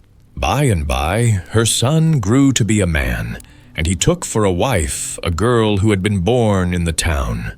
But after a little while, he grew restless and went away on his travels, leaving his mother, his wife, and his sister behind him. He had not been gone many weeks when one evening his mother said, "I am not well. My head aches dreadfully." "What did you say?" inquired her daughter-in-law. "My head feels ready to split," replied the old woman. The daughter-in-law asked no more questions, but left the house and went in haste to some butchers in the next street. "I have got a woman to sell. What will you give me for her?" said she. The butchers answered that they must see the woman first, and they all returned together. Then the butchers took the woman and told her they must kill her. "But why?" she asked. "Because," they said, "it is always our custom that when persons are ill and complain of their head, they should be killed at once. It is a much better way than leaving them to die a natural death." "Very well," replied the woman, "but leave, I pray you, my lungs and my liver untouched till my son comes back. Then give both to him." But the men took them out at once and gave them to the daughter-in-law, saying, "Put away these things till your husband returns." And the daughter-in-law took them and hid them in a secret place. When the old woman's daughter, who had been in the woods, heard that her mother had been killed while she was out, she was filled with fright and ran away as fast as she could. At last she reached a lonely spot far from the town, where she thought she was safe, and sat down on a stone and wept bitterly. As she was sitting, sobbing, a man passed by. "What is the matter, little girl? Answer me, I will be your friend." "Ah, sir, they have killed my mother. My brother is far away, and I have nobody." "Will you come with me?" asked the man. "Thankfully," said she, and he led her down, down, under the earth, till they reached a great city. Then he married her, and in course of time she had a son. And the baby was known throughout the city as Mohammed with the magic finger, because whenever he stuck out his little finger, he was able to see anything that was happening for as far as 2 days' distance. By and by, as the boy was growing bigger, his uncle returned from his long journey and went straight to his wife. "Where are my mother and sister?" he asked. But his wife answered, "Have something to eat first, and then I will tell you."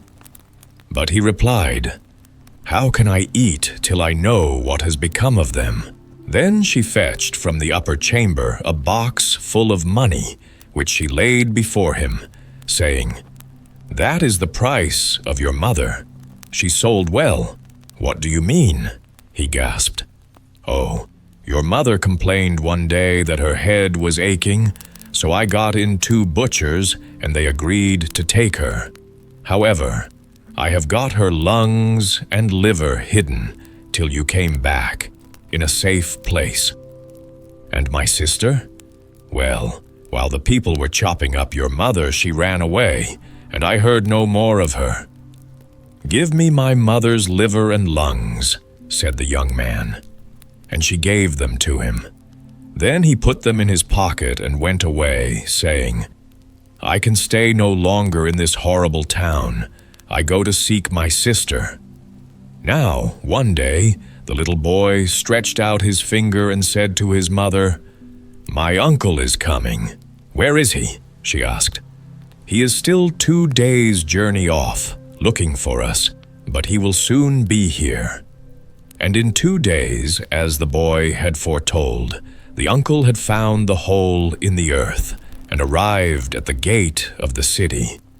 All his money was spent, and not knowing where his sister lived, he began to beg of all the people he saw. "Here comes my uncle," called out the little boy. "Where?" asked his mother. "Here at the house door." And the woman ran out and embraced him and wept over him. When they could both speak, he said, "My sister, were you by when they killed my mother?" "I was absent when they slew her," replied she, "and as I could do nothing, I ran away. But you, my brother, how did you get here?" "By chance," he said, "after I had wandered far, but I did not know I should find you." "My little boy told me you were coming," she explained, "when you were yet 2 days distant. He alone of all men has that great gift." But she did not tell him that her husband could change himself into a serpent, a dog, or a monster whenever he pleased. He was a very rich man and possessed large herds of camels, goats, sheep, cattle, horses, and asses, all the best of their kind. And the next morning the sister said, "Dear brother, go and watch our sheep, and when you are thirsty, drink their milk." "Very well," answered he, and he went. Soon after she said again, "Dear brother, go and watch our goats." "But why? I like tending sheep better." "Oh, it is much nicer to be a goat herd," she said. So he took the goats out. When he was gone, she said to her husband, "You must kill my brother, for I cannot have him living here with me." "But, my dear, why should I? He has done me no harm." "I wish you to kill him," she answered, "or if not, I will leave." "Oh, all right then," said he. "Tomorrow I will change myself into a serpent and hide myself in the date barrel, and when he comes to fetch dates, I will sting him in the hand." "That will do very well," said she. When the sun was up next day, she called to her brother, "Go and mind the goats." "Yes, of course," he replied. But the little boy called out, "Uncle, I want to come with you." "Delighted," said the uncle, and they started together. After they had got out of sight of the house, the boy said to him, "Dear uncle, my father is going to kill you. He has changed himself into a serpent and has hidden himself in the date barrel. My mother has told him to do it." "And what am I to do?" asked the uncle. "I will tell you. When we bring the goats back to the house, and my mother says to you, 'I am sure you must be hungry. Get a few dates out of the cask.' Just say to me, 'I am not feeling very well, Mohammed. You go and get them for me.'" So, when they reached the house, the sister came out to meet them, saying, "Dear brother, you must certainly be hungry. Go and get a few dates." But he answered, "I am not feeling very well. Mohammed, you go and get them for me." "Of course I will," replied the little boy, and ran at once to the cask.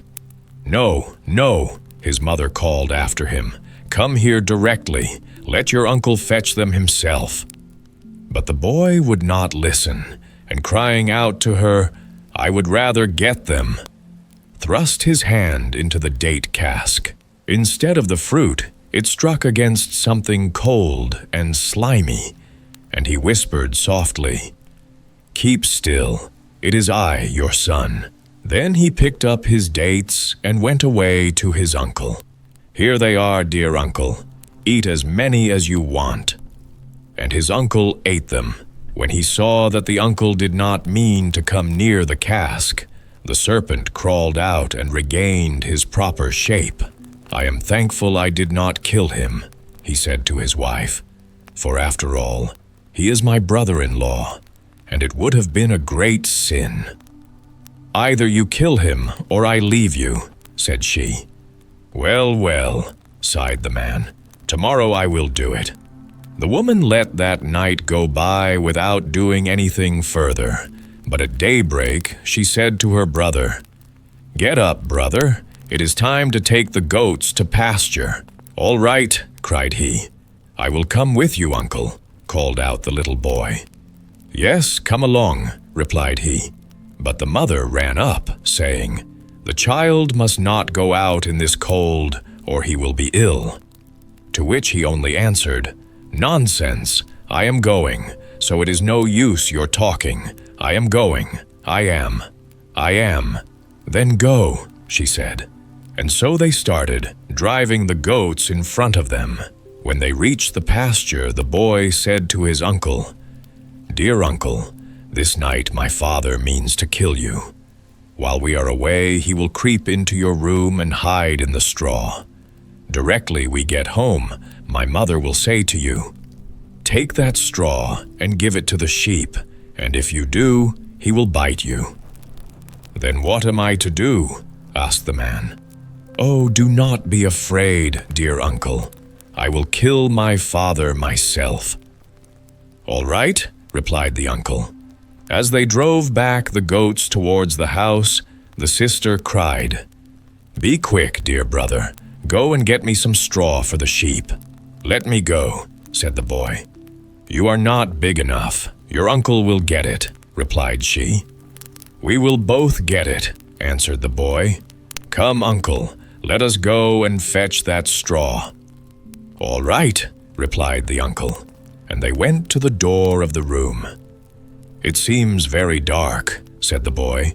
"I must go and get a light." And when he came back with one, he set fire to the straw, and the serpent was burnt. Then the mother broke into sobs and tears. "Oh, you wretched boy, what have you done? Your father was in that straw, and you have killed him. Now, how was I to know that my father was lying in that straw instead of in the kitchen?" said the boy. But his mother only wept the more and sobbed out, "From this day you have no father. You must do without him as best you can." "Why did you marry a serpent?" asked the boy. "I thought he was a man. How did he learn those odd tricks?" As the sun rose, she woke her brother and said, "Go and take the goats to pasture." "I will come too," said the little boy. "Go then," said his mother, and they went together. On the way, the boy began, "Dear uncle, this night my mother means to kill both of us by poisoning us with the bones of the serpent, which she will grind to powder and sprinkle in our food." "And what are we to do?" asked the uncle. "I will kill her, dear uncle. I do not want either a father or a mother like that." When they came home in the evening, they saw the woman preparing supper and secretly scattering the powdered bones of the serpent on one side of the dish. On the other, where she meant to eat herself, there was no poison, and the boy whispered to his uncle, "Dear uncle, be sure you eat from the same side of the dish as I do." "All right," said the uncle.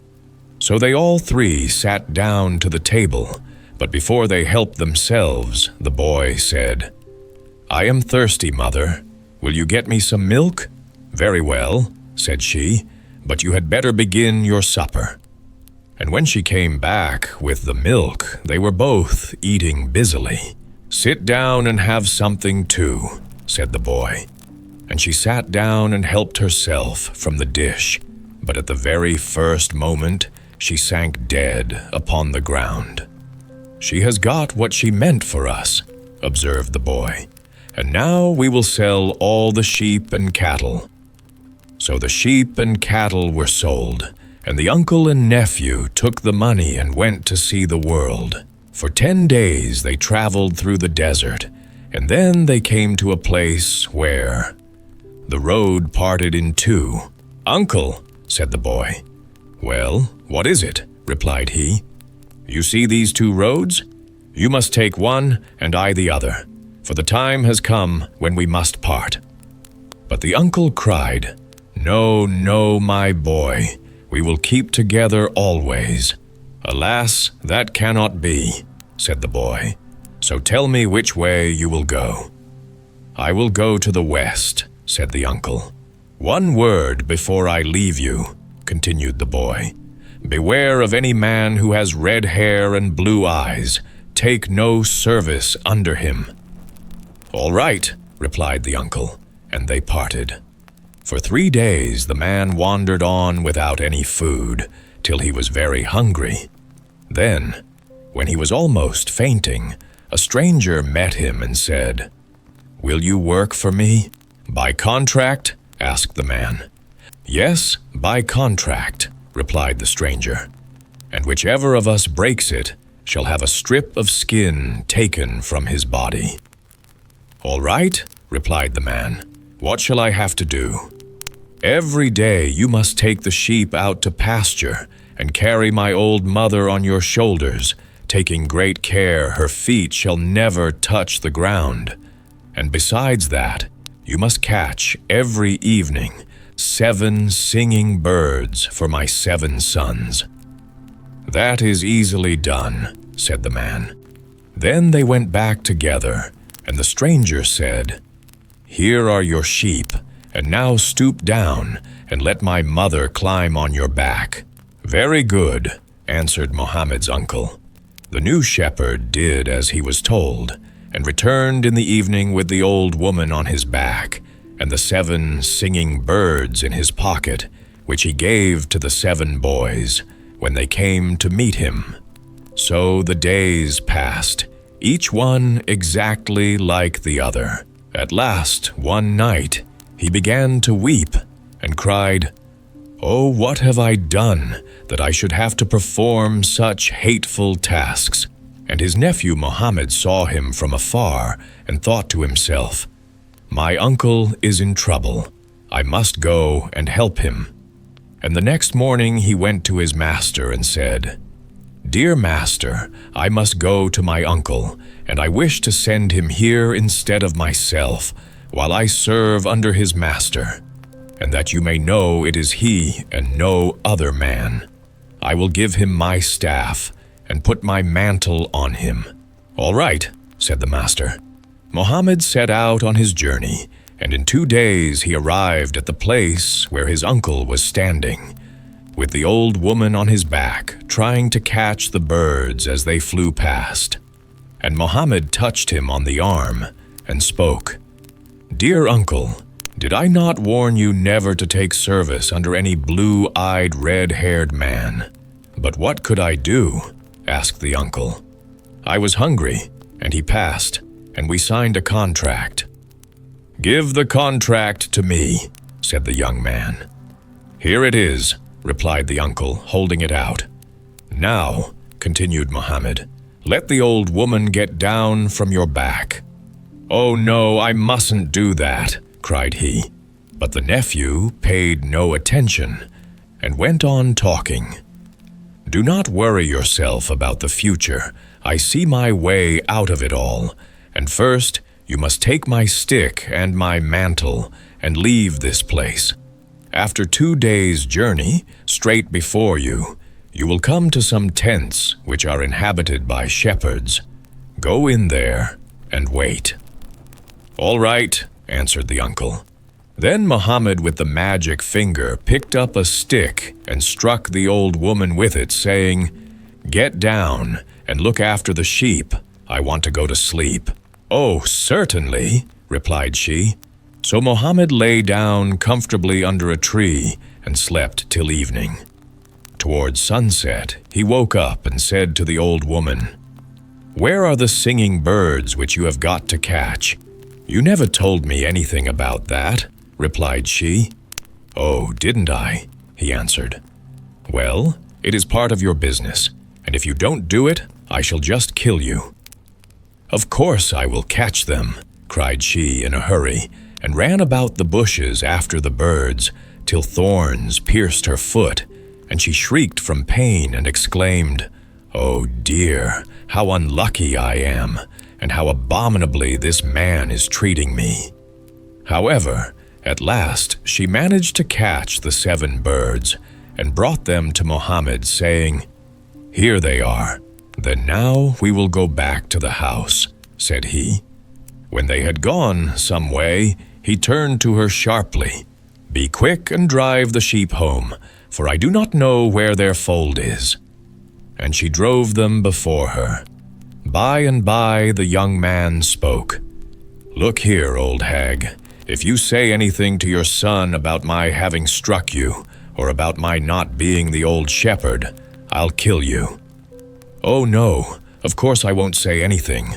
When they got back, the son said to his mother, "That is a good shepherd I've got, isn't he?" "Oh, a splendid shepherd," answered she. "Why, look how fat the sheep are, and how much milk they give." "Yes, indeed," replied the son, as he rose to get supper for his mother and the shepherd.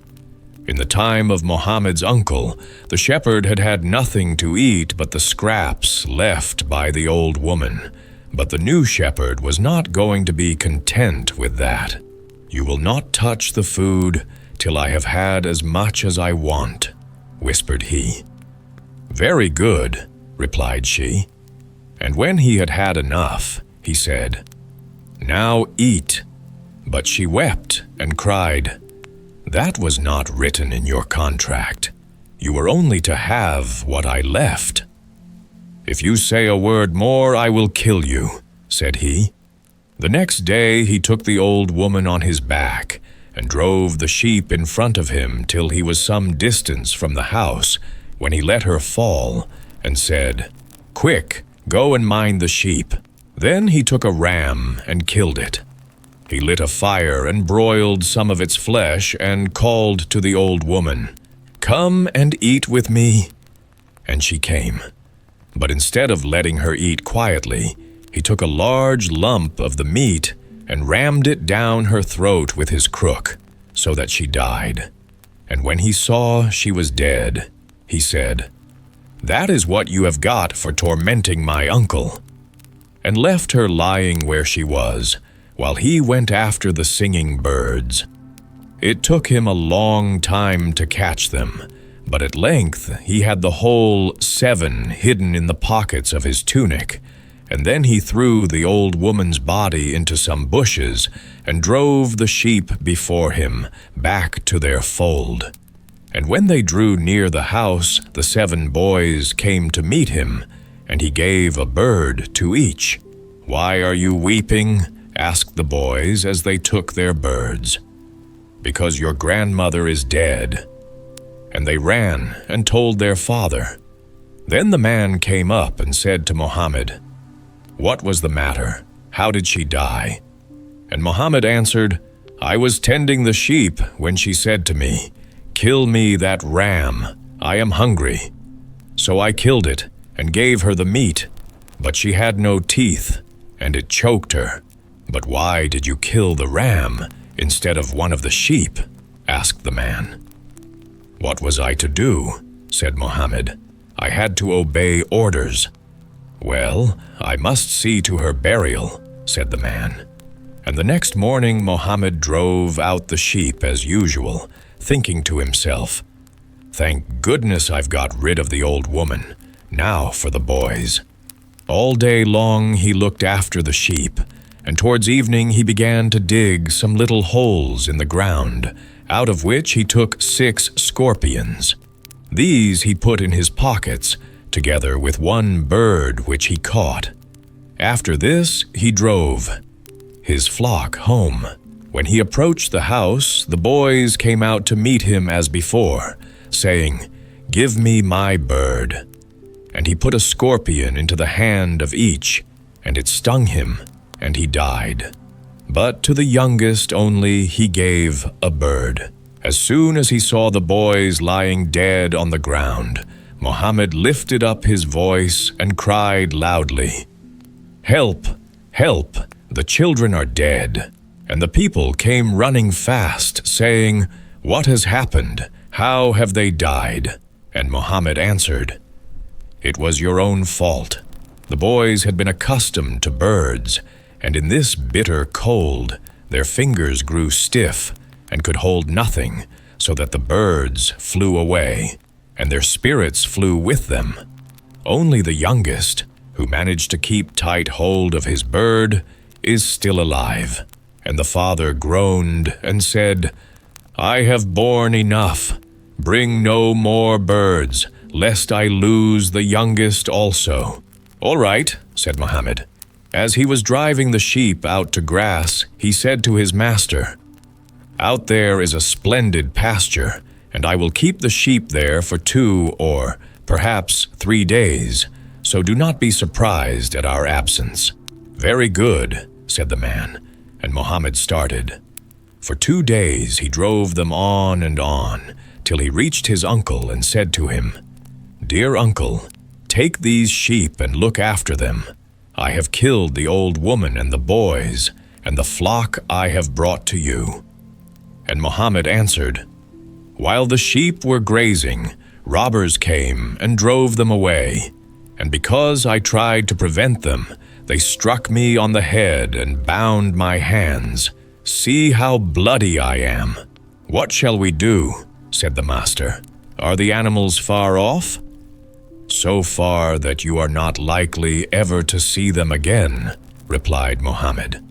"This is the 4th day since the robbers came down. How should you be able to overtake them?"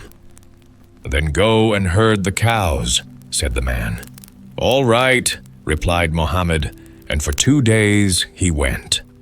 But on the 3rd day he drove the cows to his uncle, first cutting off their tails. Only 1 cow he left behind him. "Take these cows, dear uncle," said he. "I am going to teach that man a lesson." "Well, I suppose you know your own business best," said the uncle. "And certainly he almost worried me to death." So Mohammed returned to his master, carrying the cows' tails tied up in a bundle on his back. When he came to the seashore, he stuck all the tails in the sand and went and buried the 1 cow, whose tail he had not cut off, up to her neck, leaving the tail projecting. After he had got everything ready, he began to shriek and scream as before, till his master and all the other servants came running to see what was the matter. "What in the world has happened?" they cried. "The sea has swallowed up the cows," said Mohammed, "and nothing remains but their tails." But if you are quick and pull hard, perhaps you may get them out again." The master ordered each man instantly to take hold of a tail, but at the first pull they nearly tumbled backwards, and the tails were left in their hands. "Stop!" cried Mohammed. "You are doing it all wrong. You have just pulled off their tails, and the cows have sunk to the bottom of the sea." "See if you can do it any better," said they. And Mohammed ran to the cow, which he had buried in the rough grass, and took hold of her tail and dragged the animal out at once. "There, that is the way to do it," said he. "I told you you knew nothing about it." The men slunk away, much ashamed of themselves. But the master came up to Mohammed. "Get you gone," he said. "There is nothing more for you to do. You have killed my mother. You have slain my children. You have stolen my sheep. You have drowned my cows. I have now no work to give you. First, give me the strip of your skin which belongs to me of right, as you have broken your contract." "That a judge shall decide," said the master. "We will go before him." "Yes, we will," replied Mohammed. And they went before the judge. "What is your case?" asked the judge of the master. "My lord," said the man, bowing low, "my shepherd here has robbed me of everything. He has killed my children and my old mother. He has stolen my sheep. He has drowned my cows in the sea." The shepherd answered, "He must pay me what he owes me, and then I will go." "Yes, that is the law," said the judge. "Very well," returned the master. "Let him reckon up how long he has been in my service." "That won't do," replied Mohammed. "I want my strip of skin, as we agreed in the contract." "Now we are rich, dear uncle," cried he. "We will sell our cows and sheep and go to a new country. This one is no longer the place for us." The sheep were soon sold, and the two comrades started on their travels. That night they reached some Bedouin tents, where they had supper with the Arabs. Before they lay down to sleep, Mohammed called the owner of the tent aside. "Your greyhound will eat my strip of leather," he said to the Arab. "No, do not fear. But supposing he does, well then, I will give him to you in exchange," replied the Arab. Mohammed waited till everyone was fast asleep. Then he rose softly, and tearing the bit of skin in pieces, threw it down before the greyhound, setting up wild shrieks as he did so. "O master, said I not well that your dog would eat my thong? Be quiet, don't make such a noise, and you shall have the dog." So Mohammed put a leash round his neck and led him away. In the evening they arrived at the tents of some more Bedouin and asked for shelter. After supper, Mohammed said to the owner of the tent, "Your ram will kill my greyhound." "Oh no, he won't. And supposing he does, then you can take him in exchange." So in the night, Mohammed killed the greyhound and laid his body across the horns of the ram. Then he set up shrieks and yells till he roused the Arab, who said, "Take the ram and go away." Mohammed did not need to be told twice, and at sunset he reached another Bedouin encampment. He was received kindly, as usual, and after supper he said to his host, "Your daughter will kill my ram. Be silent. She will do nothing of the sort. My daughter does not need to steal meat.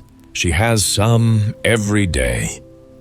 "Very well, I will go to sleep, but if anything happens to my ram, I will call out. If my daughter touches anything belonging to my guest, I will kill her," said the Arab, and went to his bed. When everybody was asleep, Mohammed got up, killed the ram, and took out his liver, which he broiled on the fire. He placed a piece of it in the girl's hands and laid some more on her night dress while she slept and knew nothing about it. After this, he began to cry out loudly. "What is the matter? Be silent at once," called the Arab. "How can I be silent when my ram, which I loved like a child, has been slain by your daughter?" "But my daughter is asleep," said the Arab. "Well, go and see if she has not some of the flesh about her. If she has, you may take her in exchange for the ram."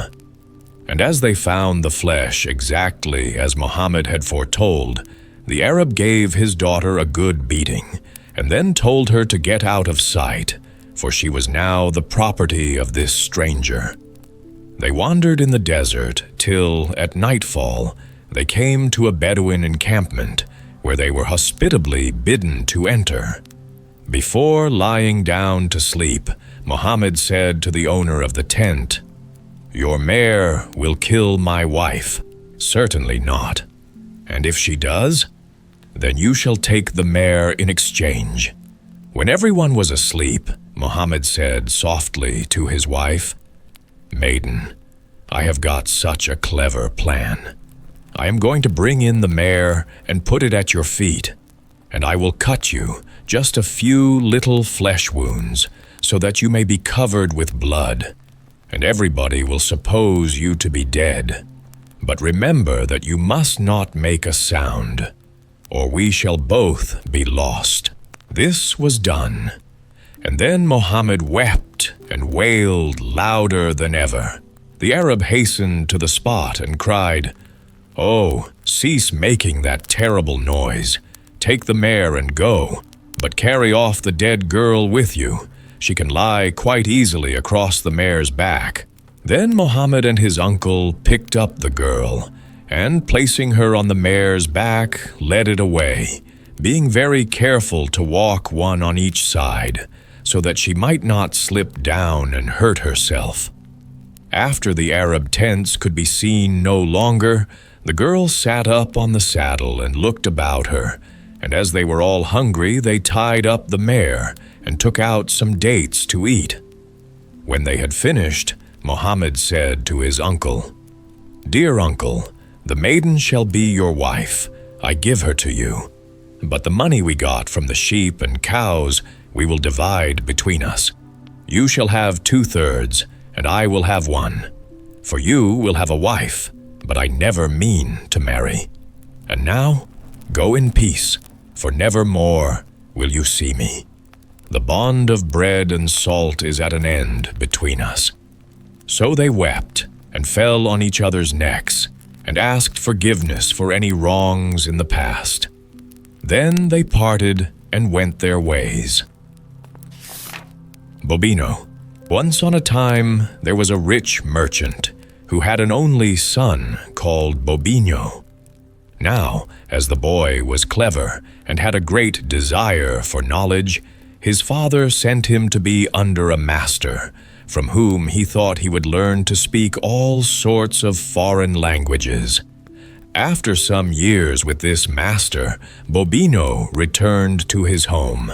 One evening, as he and his father were walking in the garden, the sparrows in the trees above their heads began such a twittering that they found it impossible to hear each other speak. This annoyed the merchant very much, so to soothe him, Bobino said, "Would you like me to explain to you what the sparrows are saying to each other?" The merchant looked at his son in astonishment and answered, "What can you mean? How can you explain what the sparrows say? Do you consider yourself a soothsayer or a magician?" "I am neither a soothsayer nor a magician," answered Bobino, "but my master taught me the language of all the animals." "Alas, for my good money!" exclaimed the merchant. "The master has certainly mistaken my intention.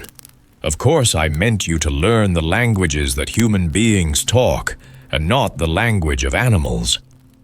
"Have patience," answered the son.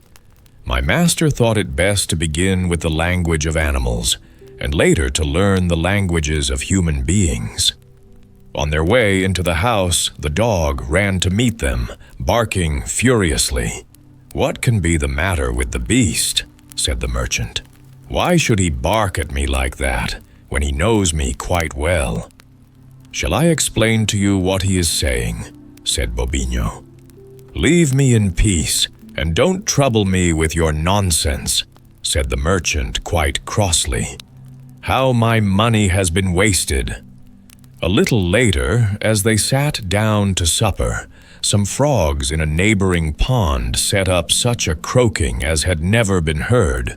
The noise so irritated the merchant that he quite lost his temper and exclaimed, "This only was wanting to add the last drop to my discomfort and disappointment."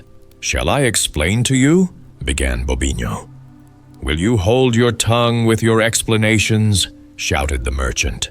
"Go to bed, and don't let me see your face again."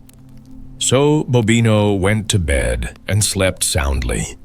But his father, who could not get over his disappointment at the waste of his money, was so angry that he sent for 2 servants and gave them orders, which they were to carry out on the following day. Next morning, one of the servants awakened Bobino early and made him get into a carriage that was waiting for him. The servant placed himself on the seat beside him, while the other servant rode alongside the carriage as an escort. Bobino could not understand what they were going to do with him or where he was being taken, but he noticed that the servant beside him looked very sad, and his eyes were all swollen with crying. Curious to know the reason, he said to him, "Why are you so sad, and where are you taking me?" But the servant would say nothing. At last, moved by Bobino's entreaties, he said, "My poor boy, I am taking you to your death, and what is worse, I am doing so by the order of your father." "But why?" exclaimed Bobino. "Does he want me to die? What evil have I done him, or what fault have I committed that he should wish to bring about my death?" "You have done him no evil," answered the servant. "Neither have you committed any fault, but he is half mad with anger because, in all these years of study, you have learnt nothing but the language of animals. He expected something quite different from you. That is why he is determined you shall die." "I have not the heart to do it," answered the servant. "I would rather think of some way of saving your life, and at the same time of protecting ourselves from your father's anger. By good luck, the dog has followed us. We will kill it, and cut out the heart, and take it back to your father. He will believe it is yours, and you, in the meantime, will have made your escape." When they had reached the thickest part of the wood, Bobino got out of the carriage, and having said goodbye to the servants, set out on his wanderings. On and on he walked, till at last, late in the evening, he came to a house where some herdsmen lived. He knocked at the door and begged for shelter for the night. The herdsman, seeing how gentle a youth he seemed, made him welcome and bade him sit down and share their supper. While they were eating it, the dog in the courtyard began to bark. Bobino walked to the window, listened attentively for a minute, and then, turning to the herdsman, said, "Send your wives and daughters at once to bed, and arm yourselves as best you can, because at midnight a band of robbers will attack this house." The herdsmen were quite taken aback, and thought that the youth must have taken leave of his senses. "How can you know," they said, "that a band of robbers mean to attack us? Who told you so?" "I know it from the dog's barking," answered Bobino. "I understand his language, and if I had not been here, the poor beast would have wasted his breath to no purpose. You had better follow my advice, if you wish to save your lives and property." The herdsmen were more and more astonished, but they decided to do as Bobino advised. They sent their wives and daughters upstairs. Then, having armed themselves, they took up their position behind a hedge, waiting for midnight. Just as the clock struck 12, they heard the sound of approaching footsteps, and a band of robbers cautiously advanced towards the house. But the herdsmen were on the lookout. They sprang on the robbers from behind the hedge, and with blows from their cudgels, soon put them to flight. You may believe how grateful they were to Bobino, to whose timely warning they owed their safety. They begged him to stay and make his home with them, but as he wanted to see more of the world, he thanked them warmly for their hospitality and set out once more on his wanderings. All day he walked, and in the evening he came to a peasant's house. While he was wondering whether he should knock and demand shelter for the night, he heard a great croaking of frogs in a ditch behind the house. Stepping to the back, he saw a very strange sight. 4 frogs were throwing a small bottle about from one to the other, making a great croaking as they did so. Bobino listened for a few minutes, and then knocked at the door of the house. It was opened by the peasant, who asked him to come in and have some supper. When the meal was over, his host told him that they were in great trouble, as his eldest daughter was so ill that they feared she could not recover. A great doctor, who had been passing that way some time before, had promised to send her some medicine that would have cured her, but the servant to whom he had entrusted the medicine had let it drop on the way back, and now there seemed no hope for the girl. Then Bobino told the father of the small bottle he had seen the frogs play with, and that he knew that was the medicine which the doctor had sent to the girl. The peasant asked him how he could be sure of this, and Bobino explained to him that he understood the language of animals, and had heard what the frogs said as they tossed the bottle about. So the peasant fetched the bottle from the ditch, and gave the medicine to his daughter. In the morning she was much better, and the grateful father did not know how to thank Bobino enough. But Bobino would accept nothing from him, and having said goodbye, set out once more on his wanderings. One day, soon after this, he came upon 2 men resting under a tree in the heat of the day. Being tired, he stretched himself on the ground at no great distance from them, and soon they all 3 began to talk to one another. In the course of conversation, Bobino asked the 2 men where they were going, and they replied that they were on their way to a neighboring town, where, that day, a new ruler was to be chosen by the people. While they were still talking, some sparrows settled on the tree under which they were lying. Bobino was silent and appeared to be listening attentively. At the end of a few minutes, he said to his companions, "Do you know what those sparrows are saying? They are saying that today one of us will be chosen ruler of that town." The men said nothing, but looked at each other. A few minutes later, seeing that Bobino had fallen asleep, they stole away and made with all haste for the town, where the election of a new ruler was to take place.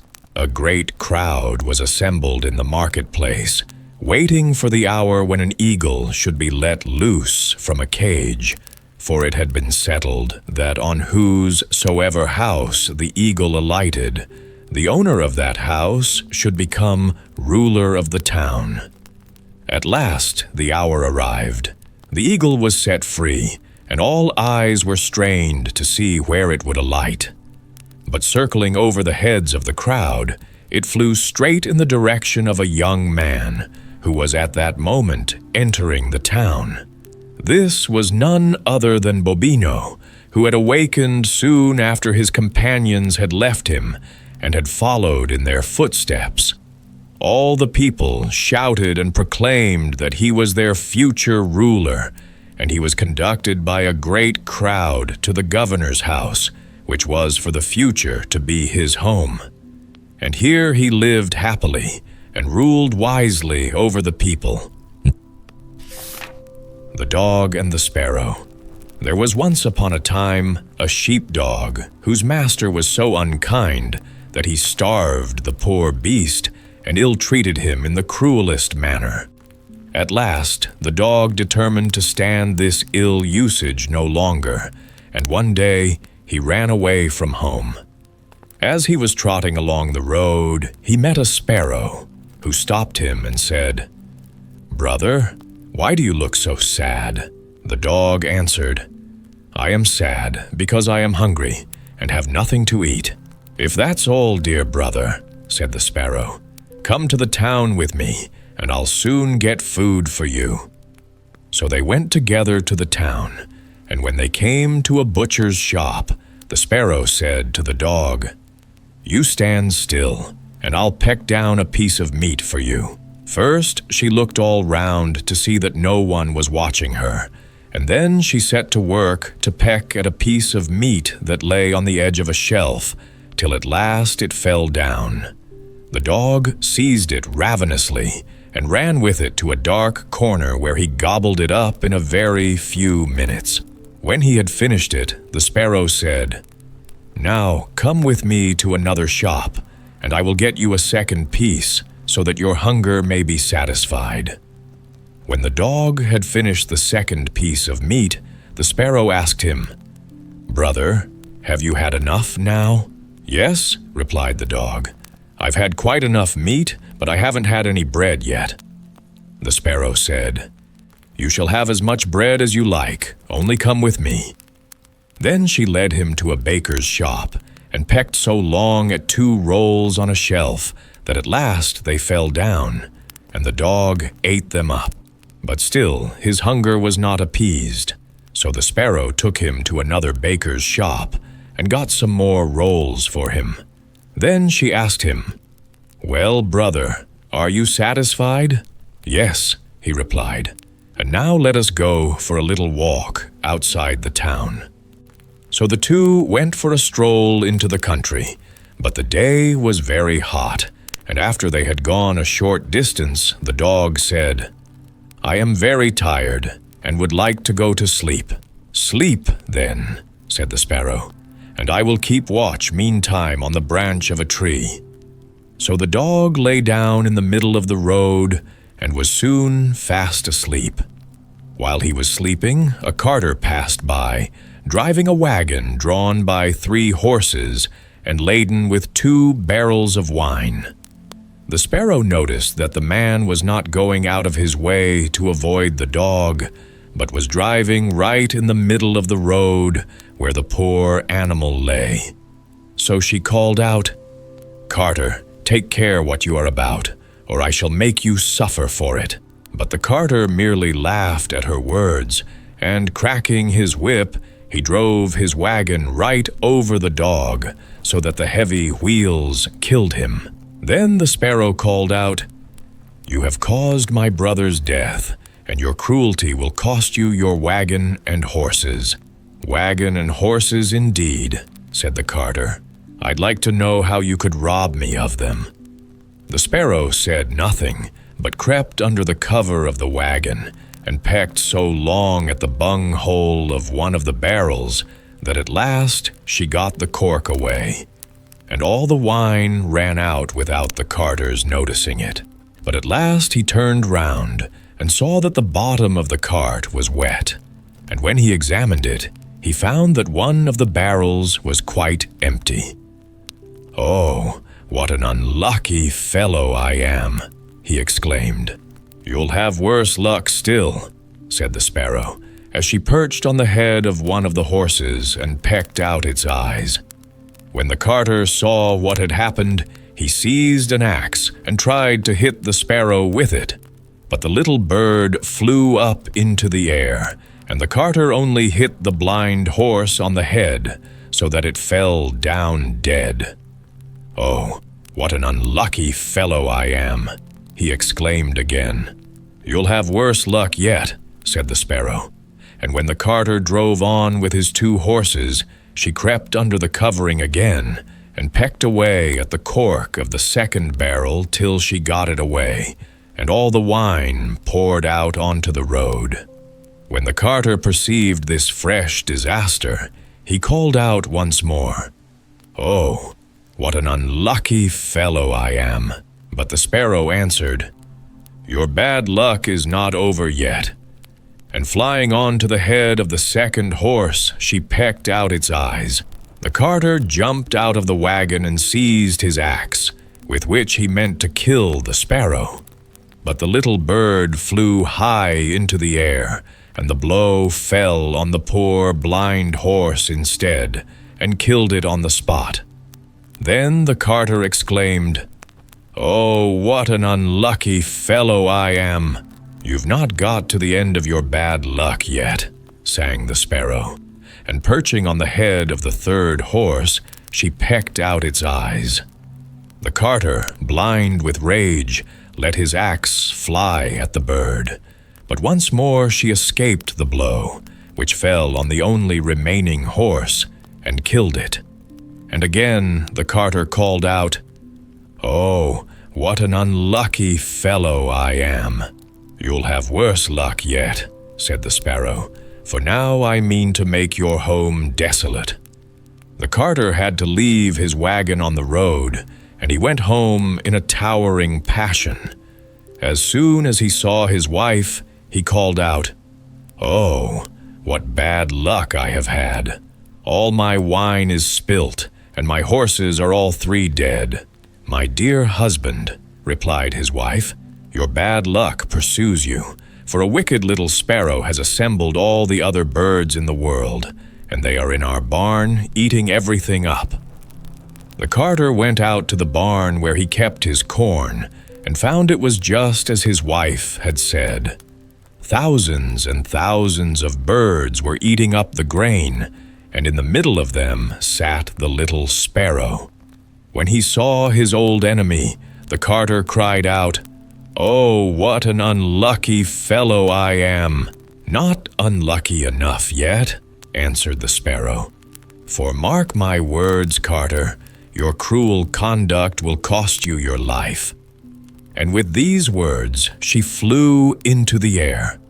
The carter was much depressed by the loss of all his worldly goods, and sat down at the fire plotting vengeance on the sparrow, while the little bird sat on the window ledge and sang in mocking tones, "Yes, carter, your cruel conduct will cost you your life." Then the carter seized his axe and threw it at the sparrow, but he only broke the window panes, and did not do the bird a bit of harm.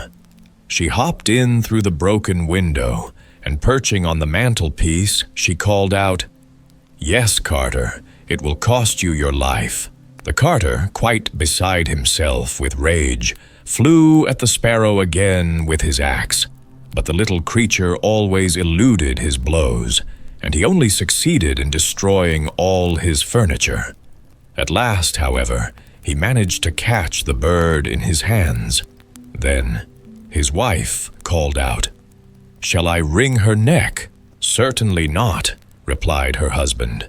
"That would be far too easy a death for her. She must die in a far crueler fashion than that. I will eat her alive." And he suited the action to his words. But the sparrow fluttered and struggled inside him till she got up into the man's mouth, and then she popped out her head and said, "Yes, carter, it will cost you your life." The carter handed his wife the axe and said, "Wife, kill the bird in my mouth dead." The woman struck with all her might, but she missed the bird and hit the carter right on the top of his head, so that he fell down dead. But the sparrow escaped out of his mouth and flew away into the air. The story of the 3 sons of Hali. Till his 18th birthday, the young Neangir lived happily in a village about 40 miles from Constantinople, believing that Mohammed and Zinebi, his wife, who had brought him up, were his real parents. Neangir was quite content with his lot, though he was neither rich nor great, and unlike most young men of his age, had no desire to leave his home. He was therefore completely taken by surprise when one day Mohammed told him with many sighs that the time had now come for him to go to Constantinople and fix on a profession for himself. The choice would be left to him, but he would probably prefer either to be a soldier or one of the doctors learned in the law, who explained the Quran to the ignorant people. "You know the holy book nearly by heart," ended the old man, "so that in a very short time you would be fitted to teach others. But write to us and tell us how you pass your life, and we, on our side, will promise never to forget you." So saying, Mohammed gave Neangir 4 piastres to start him in the great city, and obtained leave for him to join a caravan which was about to set off for Constantinople. The journey took some days, as caravans go very slowly, but at last the walls and towers of the capital appeared in the distance. When the caravan halted, the travelers went their different ways, and Neangir was left, feeling very strange and rather lonely. He had plenty of courage and made friends very easily. Still, not only was it the first time he had left the village where he had been brought up, but no one had ever spoken to him of Constantinople, and he did not so much as know the name of a single street or of a creature who lived in it.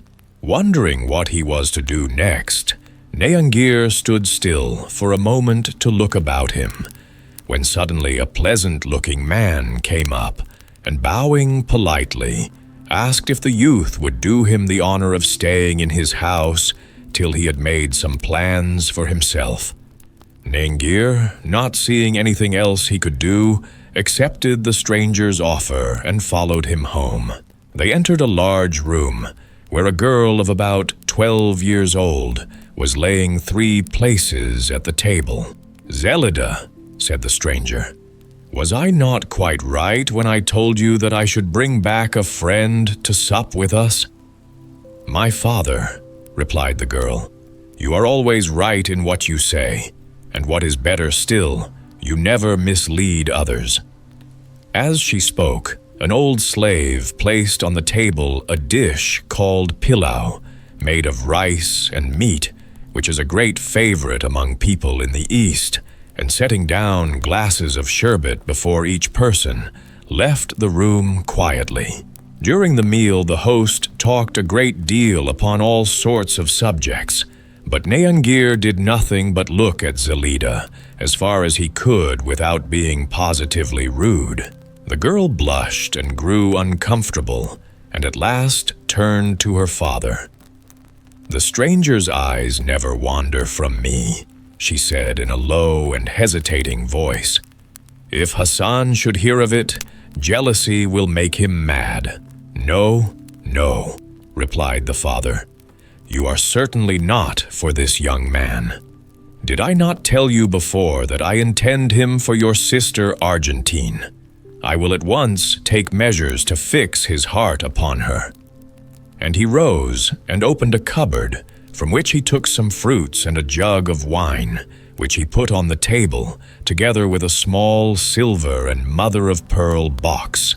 "Taste this wine," he said to the young man, pouring some into a glass. "Give me a little too," cried Zelida. "Certainly not," answered her father. "You and Hassan both had as much as was good for you the other day." "Then drink some yourself," replied she, "or this young man will think we mean to poison him." "Well, if you wish, I will do so," said the father. "This elixir is not dangerous at my age, as it is at yours." When Neangir had emptied his glass, his host opened the mother-of-pearl box and held it out to him.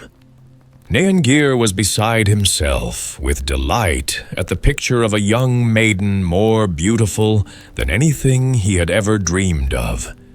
He stood speechless before it, while his breast swelled with a feeling quite new to him. His two companions watched him with amusement, until at last Neangir roused himself. "Explain to me, I pray you," he said, "the meaning of these mysteries. Why did you ask me here? Why did you force me to drink this dangerous liquid which has set fire to my blood? Why have you shown me this picture which has almost deprived me of reason?" "I will answer some of your questions," replied his host, "but all I may not. The picture that you hold in your hand is that of Zelida's sister. It has filled your heart with love for her. Therefore, go and seek her. When you find her, you will find yourself." "But where shall I find her?" cried Neangir, kissing the charming miniature on which his eyes were fixed.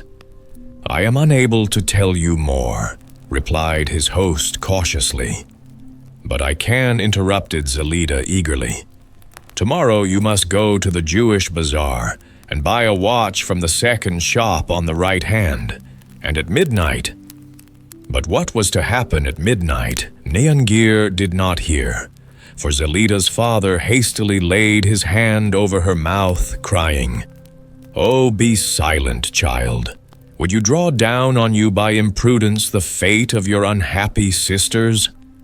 Hardly had he uttered the words, when a thick black vapor rose about him, proceeding from the precious bottle which his rapid movement had overturned. The old slave rushed in and shrieked loudly, while Neangir, upset by this strange adventure, left the house. He passed the rest of the night on the steps of a mosque, and with the first streaks of dawn, he took his picture out of the folds of his turban. Then, remembering Zelida's words, he inquired the way to the bazaar and went straight to the shop she had described. In answer to Neangir's request to be shown some watches, the merchant produced several and pointed out the one which he considered the best. The price was 3 gold pieces, which Neangir readily agreed to give him, but the man made a difficulty about handing over the watch unless he knew where his customer lived. "That is more than I know myself," replied Neangir. "I only arrived in the town yesterday, and cannot find the way to the house where I went first." "Well," said the merchant, "come with me, and I will take you to a good Mussulman, where you will have everything you desire at a small charge." Neangir consented, and the two walked together through several streets till they reached the house recommended by the Jewish merchant. By his advice, the young man paid in advance the last gold piece that remained to him for his food and lodging. As soon as Neangir had dined, he shut himself up in his room, and thrusting his hand into the folds of his turban, drew out his beloved portrait. As he did so, he touched a sealed letter, which had apparently been hidden there without his knowledge, and seeing it was written by his foster mother, Zinebi, he tore it eagerly open. Judge of his surprise when he read these words: "My dearest child, this letter, which you will someday find in your turban, is to inform you that you are not really our son. We believe your father to have been a great lord in some distant land, and inside this packet is a letter from him, threatening to be avenged on us if you are not restored to him at once. We shall always love you, but do not seek us or even write to us.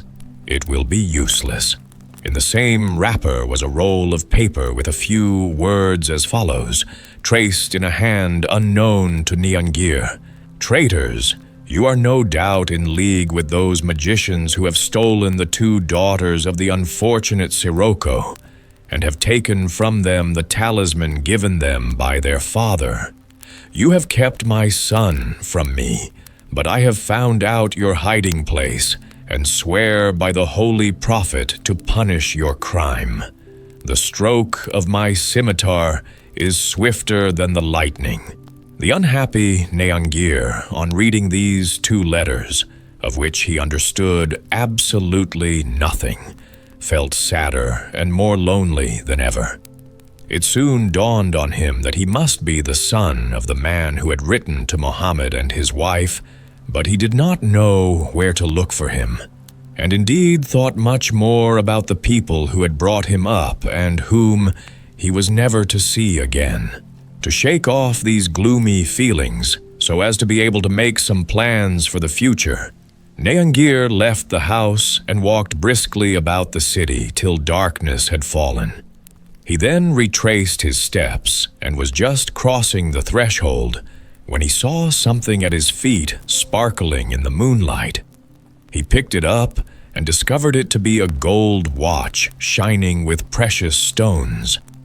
He gazed up and down the street to see if there was anyone about to whom it might belong, but there was not a creature visible.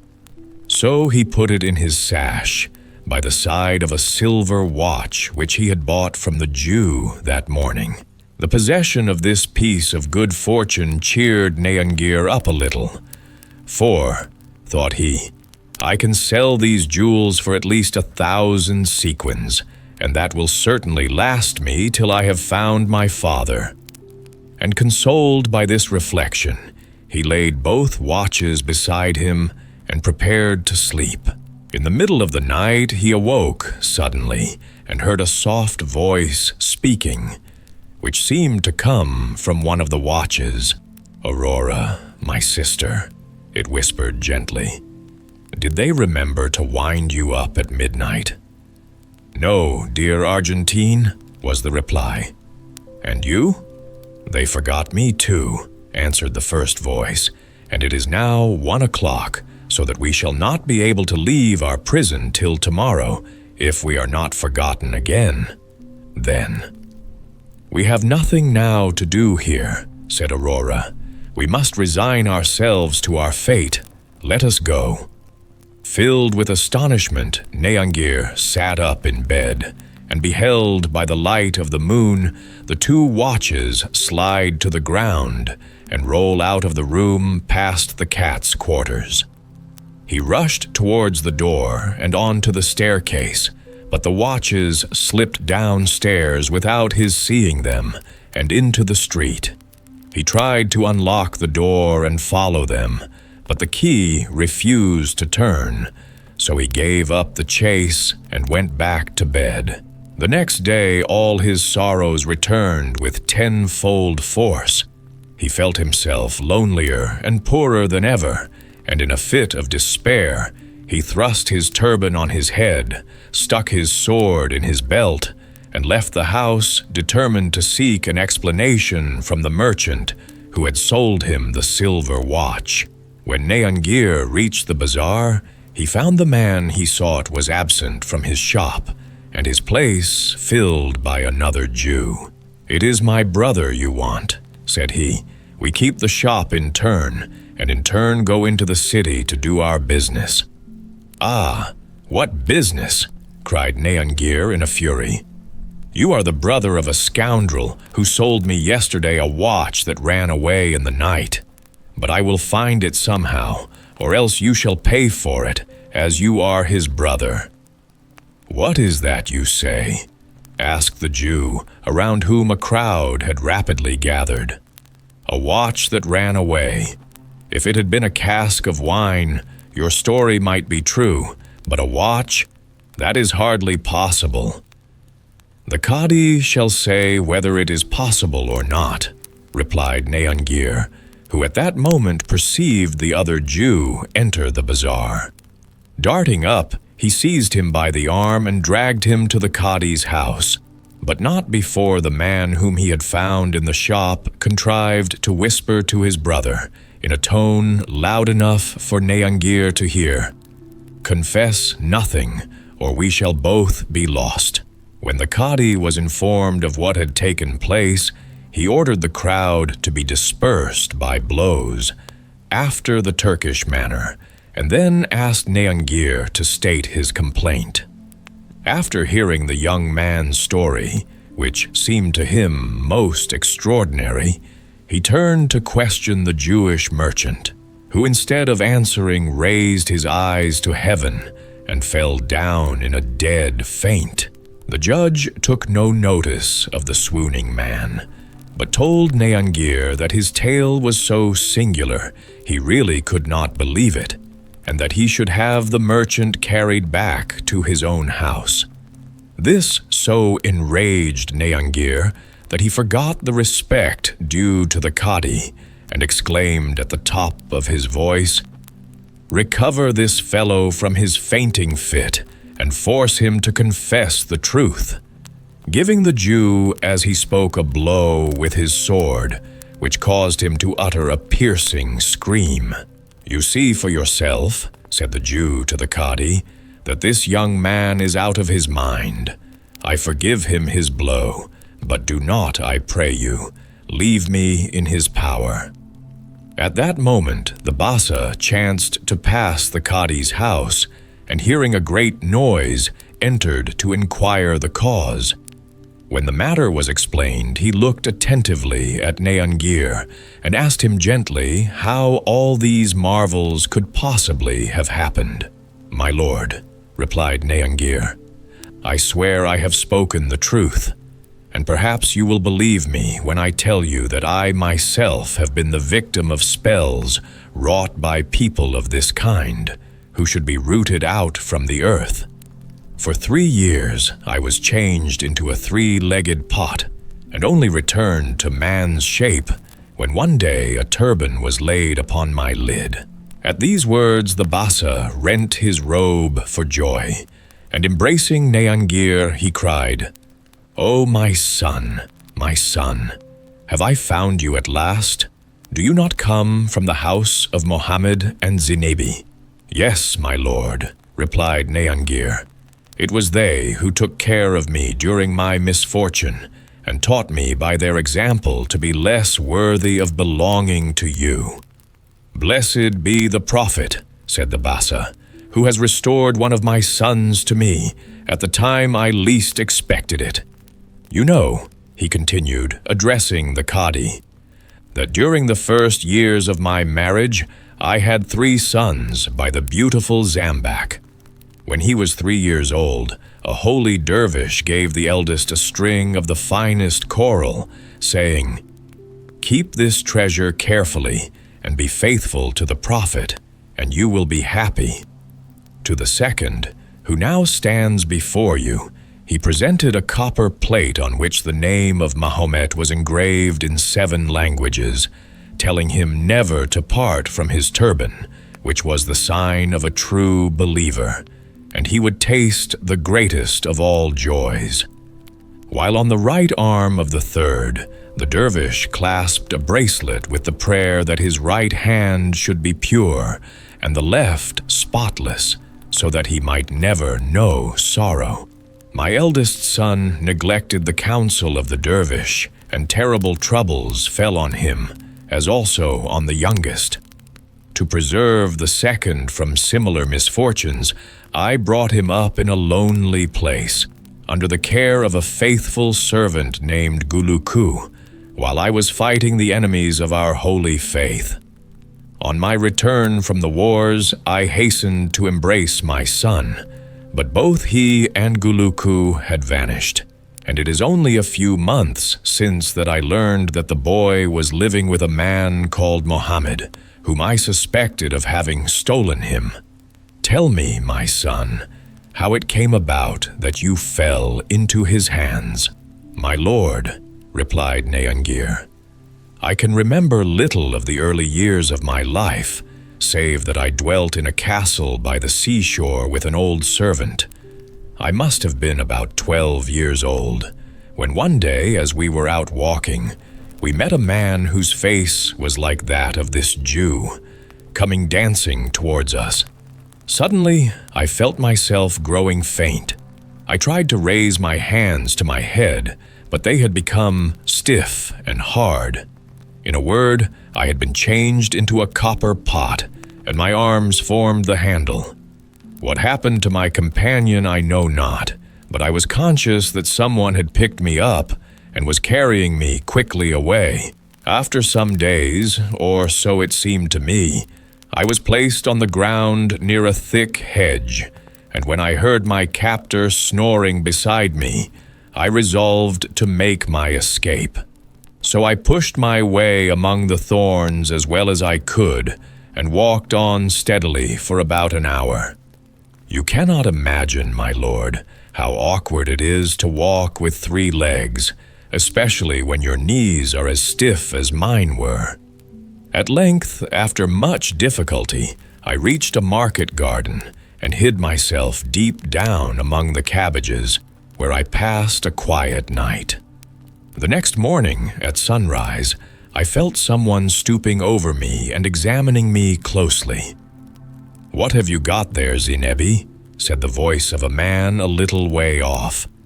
"The most beautiful pot in the whole world," answered the woman beside me. "And who would have dreamed of finding it among my cabbages?" Mohammed lifted me from the ground and looked at me with admiration. That pleased me, for everyone likes to be admired, even if he is only a pot. And I was taken into the house and filled with water and put on the fire to boil. For 3 years I led a quiet and useful life, being scrubbed bright every day by Zinebi, then a young and beautiful woman. One morning, Zinebi set me on the fire with a fine fillet of beef inside me to cook for dinner. Being afraid that some of the steam would escape through the lid and that the taste of her stew would be spoiled, she looked about for something to put over the cover, but could see nothing handy but her husband's turban. She tied it firmly round the lid and then left the room. For the first time during 3 years, I began to feel the fire burning the soles of my feet and moved away a little, doing this with a great deal more ease than I had felt when making my escape to Mohammed's garden. I was somehow aware, too, that I was growing taller. In fact, in a few minutes I was a man. Again, after the 3rd hour of prayer, Mohammed and Zinebi both returned, and you can guess their surprise at finding a young man in the kitchen instead of a copper pot. I told them my story, which at first they refused to believe, but in the end I succeeded in persuading them that I was speaking the truth. For 2 years more I lived with them, and was treated like their own son, till the day when they sent me to this city to seek my fortune. And now, my lords, here are the 2 letters which I found in my turban. Perhaps they may be another proof in favor of my story. Whilst Neangir was speaking, the blood from the Jew's wound had gradually ceased to flow, and at this moment there appeared in the doorway a lovely Jewess, about 22 years old, her hair and her dress all disordered, as if she had been flying from some great danger. In one hand she held 2 crutches of white wood, and was followed by 2 men. The first man Neangir knew to be the brother of the Jew he had struck with his sword, while in the second, the young man thought he recognized the person who was standing by when he was changed into a pot. Both of these men had a wide linen band round their thighs and held stout sticks. The Jewess approached the wounded man and laid the 2 crutches near him. Then, fixing her eyes on him, she burst into tears. "Unhappy Izuf," she murmured, "why do you suffer yourself to be led into such dangerous adventures? Look at the consequences, not only to yourself, but to your 2 brothers." Turning as she spoke to the men who had come in with her, and who had sunk down on the mat at the feet of the Jew. The Bassa and his companions were struck both with the beauty of the Jewess and also with her words, and begged her to give them an explanation. "My lords," she said, "my name is Sumi, and I am the daughter of Moises, one of our most famous rabbis. I am the victim of my love for Izaf," pointing to the man who had entered last. "And in spite of his ingratitude, I cannot tear him from my heart. Cruel enemy of my life," she continued, turning to Izaf, "tell these gentlemen your story and that of your brothers, and try to gain your pardon by repentance. We all three were born at the same time," said the Jew, obeying the command of Sumi at a sign from the Qadi, "and are the sons of the famous Nathan ben Sadi, who gave us the names of Izif, Izuf, and Izaf. From our earliest years we were taught the secrets of magic, and as we were all born under the same stars, we shared the same happiness and the same troubles. Our mother died before I can remember, and when we were 15, our father was seized with a dangerous illness which no spells could cure. Feeling death draw near, he called us to his bedside and took leave of us in these words: 'My sons, I have no riches to bequeath to you. My only wealth was those secrets of magic which you know. Some stones you already have, engraved with mystic signs, and long ago I taught you how to make others. But you still lack the most precious of all talismans, the 3 rings belonging to the daughters of Sirocco. Try to get possession of them, but take heed on beholding these young girls that you do not fall under the power of their beauty. Their religion is different from yours, and further, they are the betrothed brides of the sons of the Bassa of the sea.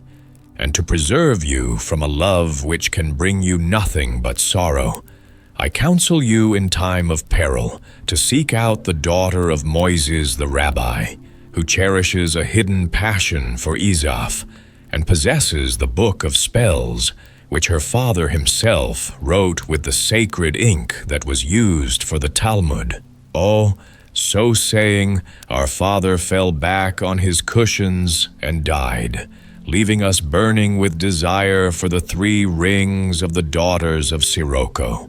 No sooner were our sad duties finished than we began to make inquiries where these young ladies were to be found, and we learned after much trouble that Sirocco, their father, had fought in many wars, and that his daughters, whose beauty was famous throughout all the land, were named Aurora, Argentine, and Zelida. At the second of these names, both the Bassa and his son gave a start of surprise, but they said nothing, and Izaf went on with his story. The first thing to be done was to put on a disguise, and it was in the dress of foreign merchants that we at length approached the young ladies, taking care to carry with us a collection of fine stones, which we had hired for the occasion. But alas, it was to no purpose that Nathan ben Sadi had warned us to close our hearts against their charms. The peerless Aurora was clothed in a garment of golden hue, studded all over with flashing jewels. The fair-haired Argentine wore a dress of silver, and the young Zelida, loveliest of them all, the costume of a Persian lady. Among other curiosities that we had brought with us was a flask containing an elixir which had the quality of exciting love in the breasts of any man or woman who drank of it. This had been given me by the fair Sumi, who had used it herself and was full of wrath because I refused to drink it likewise, and so return her passion. I showed this liquid to the 3 maidens who were engaged in examining the precious stones and choosing those that pleased them best, and I was in the act of pouring some in a crystal cup when Zelaida's eyes fell on a paper wrapped round the flask containing these words: "Beware lest you drink this water with any other man than him who will one day be your husband." "Ah, traitor," she exclaimed, "what snare have you laid for me?" And glancing where her finger pointed, I recognized the writing of Sumi. By this time, my two brothers had already got possession of the rings of Aurora and Argentine in exchange for some merchandise which they coveted, and no sooner had the magic circles left their hands than the two sisters vanished completely, and in their place nothing was to be seen but a watch of gold and one of silver. At this instant, the old slave, whom we had bribed to let us enter the house, rushed into the room, announcing the return of Zelaida's father. My brothers, trembling with fright, hid the watches in their turbans, and while the slave was attending to Zelida, who had sunk fainting to the ground, we managed to make our escape. Fearing to be traced by the enraged Sirocco, we did not dare to go back to the house where we lodged, but took refuge with Sumi. "Unhappy wretches!" cried she. "Is it thus that you have followed the counsels of your father? This very morning I consulted my magic books, and saw you in the act of abandoning your hearts to the fatal passion which will one day be your ruin. No, do not think I will tamely bear this insult. It was I who wrote the letter which stopped Zelida in the act of drinking the elixir of love. As for you," she went on, turning to my brothers, "you do not yet know what those 2 watches will cost you, but you can learn it now, and the knowledge of the truth will only serve to render your lives still more miserable." As she spoke, she held out the sacred book written by Moises and pointed to the following lines. "If at midnight the watches are wound with the key of gold and the key of silver, they will resume their proper shapes during the first hour of the day. They will always remain under the care of a woman, and will come back to her wherever they may be. And the woman appointed to guard them is the daughter of Moises." My brothers were full of rage when they saw themselves outwitted, but there was no help for it. The watches were delivered up to Sumi, and they went their way, while I remained behind, curious to see what would happen. As night wore on, Sumi wound up both watches, and when midnight struck, Aurora and her sister made their appearance. They knew nothing of what had occurred, and supposed they had just awakened from sleep. But when Sumi's story made them understand their terrible fate, they both sobbed with despair, and were only consoled when Sumi promised never to forsake them. Then 1 o'clock sounded, and they became watches again. All night long I was a prey to vague fears, and I felt as if something unseen was pushing me on. In what direction I did not know. At dawn I rose and went out, meeting Izif in the street suffering from the same dread as myself. We agreed that Constantinople was no place for us any longer, and calling to Izuf to accompany us, we left the city together, but soon determined to travel separately, so that we might not be so easily recognized by the spies of Sirocco. A few days later I found myself at the door of an old castle near the sea, before which a tall slave was pacing to and fro. The gift of 1 or 2 worthless jewels loosened his tongue, and he informed me that he was in the service of the son of the Bassa of the sea, at that time making war in distant countries.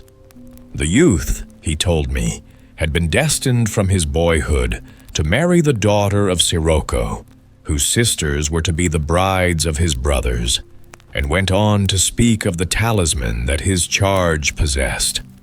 But I could think of nothing but the beautiful Zelida, and my passion, which I thought I had conquered, awoke in full force. In order to remove this dangerous rival from my path, I resolved to kidnap him, and to this end I began to act a madman, and to sing and dance loudly, crying to the slave to fetch the boy, and let him see my tricks. He consented, and both were so diverted with my antics that they laughed till the tears ran down their cheeks and even tried to imitate me. Then I declared I felt thirsty and begged the slave to fetch me some water. And while he was absent, I advised the youth to take off his turban so as to cool his head. He complied gladly, and in the twinkling of an eye was changed into a pot. A cry from the slave warned me that I had no time to lose if I would save my life, so I snatched up the pot and fled with it like the wind. You have heard, my lords, what became of the pot, so I will only say now that when I awoke it had disappeared, but I was partly consoled for its loss by finding my 2 brothers fast asleep not far from me. How did you get here? I inquired. And what has happened to you since we parted? Alas, replied Izuf, we were passing a wayside inn from which came sounds of songs and laughter, and fools that we were. We entered and sat down. Circassian girls of great beauty were dancing for the amusement of several men, who not only received us politely, but placed us near the 2 loveliest maidens. Our happiness was complete, and time flew unknown to us, when one of the Circassians leaned forward and said to her sister, "Their brother danced, and they must dance too." What they meant by these words I know not, but perhaps you can tell us. I understand quite well, I replied.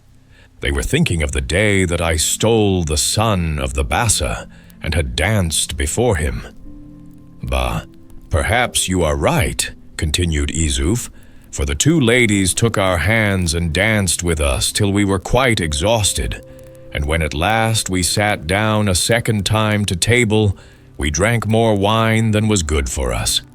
Indeed, our heads grew so confused that when the men jumped up and threatened to kill us, we could make no resistance and suffered ourselves to be robbed of everything we had about us, including the most precious possession of all, the 2 talismans of the daughters of Sirocco. Not knowing what else to do, we all 3 returned to Constantinople to ask the advice of Sumi, and found that she was already aware of our misfortunes, having read about them in the Book of Moises. The kind-hearted creature wept bitterly at our story, but being poor herself, could give us little help. At last I proposed that every morning we should sell the silver watch into which Argentine was changed, as it would return to Sumi every evening unless it was wound up with the silver key, which was not at all likely. Sumi consented, but only on the condition that we would never sell the watch without ascertaining the house where it was to be found, so that she might also take Aurora thither, and thus Argentine would not be alone if, by any chance, she was wound up at the mystic hour. For some weeks now, we have lived by this means, and the 2 daughters of Sirocco have never failed to return to Sumi each night. Yesterday, Izuf sold the silver watch to this young man, and in the evening placed the gold watch on the steps by order of Sumi, just before his customer entered the house, from which both watches came back early this morning. If I had only known, cried Neangir, if I had had more presence of mind, I should have seen the lovely Argentine, and if her portrait is so fair, what must the original be? It was not your fault, replied the Cadi. You are no magician, and who could guess that the watch must be wound at such an hour?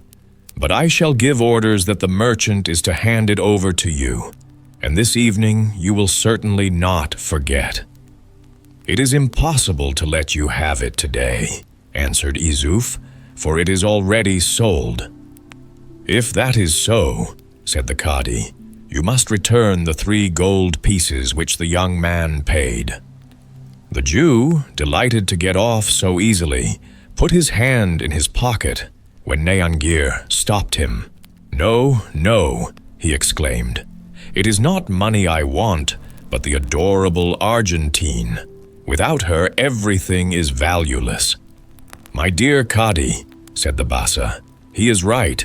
The treasure that my son has lost is absolutely priceless."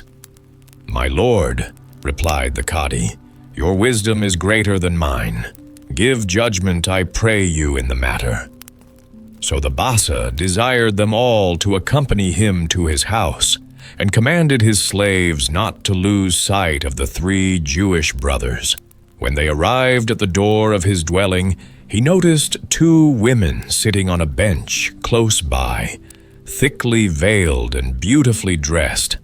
Their wide satin trousers were embroidered in silver, and their muslin robes were of the finest texture. In the hand of one was a bag of pink silk tied with green ribbons, containing something that seemed to move.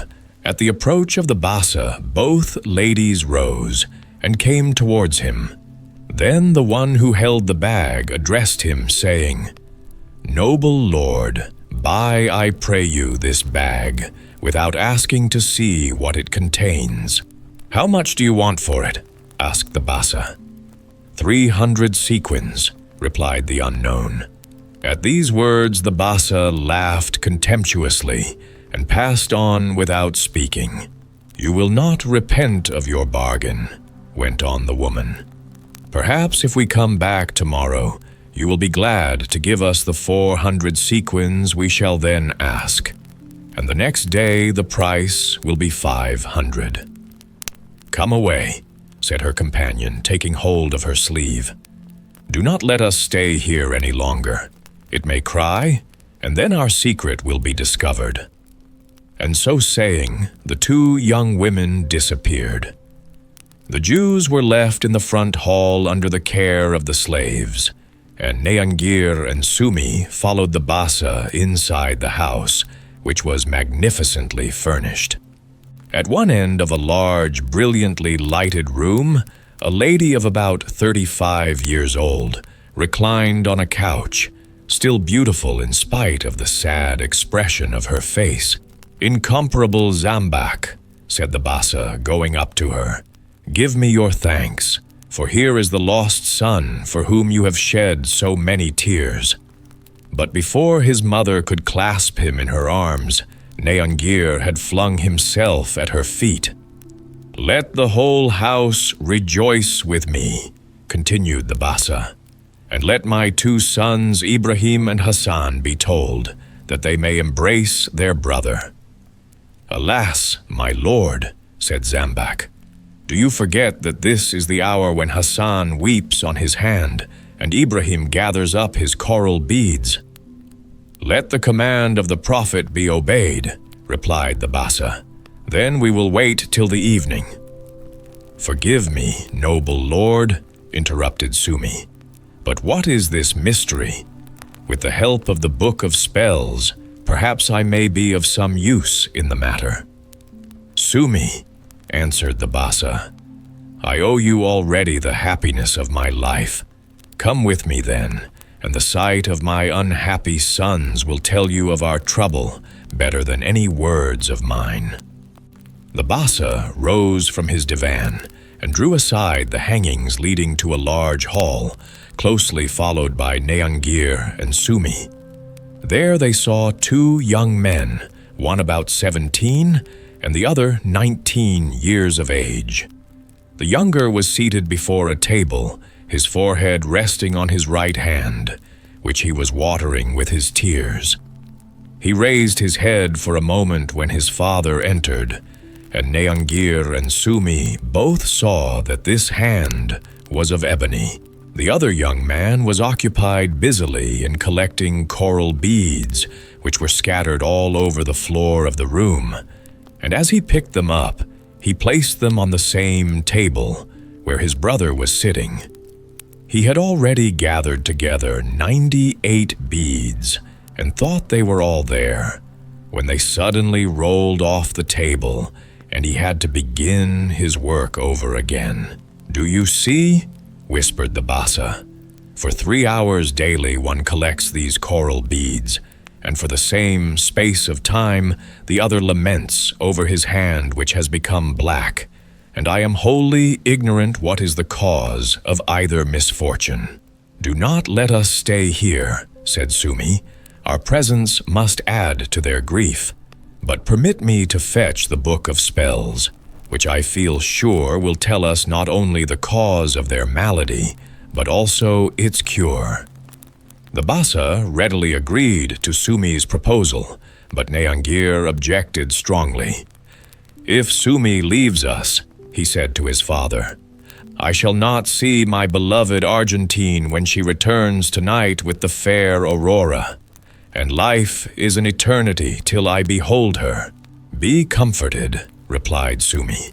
I will be back before sunset, and I leave you my adored Izaf as a pledge. Scarcely had the Jewess left Neangir when the old female slave entered the hall where the 3 Jews still remained carefully guarded, followed by a man whose splendid dress prevented Neangir from recognizing at first as the person in whose house he had dined 2 days before.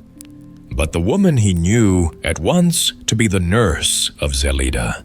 He started eagerly forward, but before he had time to speak, the slave turned to the soldier she was conducting. My lord, she said, those are the men. I have tracked them from the house of the Qadi to this palace. They are the same. I am not mistaken. Strike and avenge yourself. As he listened, the face of the stranger grew scarlet with anger. He drew his sword, and in another moment would have rushed on the Jews, when Neangir and the slaves of the Bassa seized hold of him. What are you doing? Cried Neangir. How dare you attack those whom the Bassa has taken under his protection? Ah, my son, replied the soldier. The Bassa would withdraw his protection if he knew that these wretches have robbed me of all I have dearest in the world. He knows them as little as he knows you. But he knows me very well, replied Neangir, for he has recognized me as his son. Come with me now into his presence. The stranger bowed and passed through the curtain held back by Neangir, whose surprise was great at seeing his father spring forward and clasp the soldier in his arms. What? Is it you, my dear Sirocco? Cried he. I believed you had been slain in that awful battle when the followers of the Prophet were put to flight.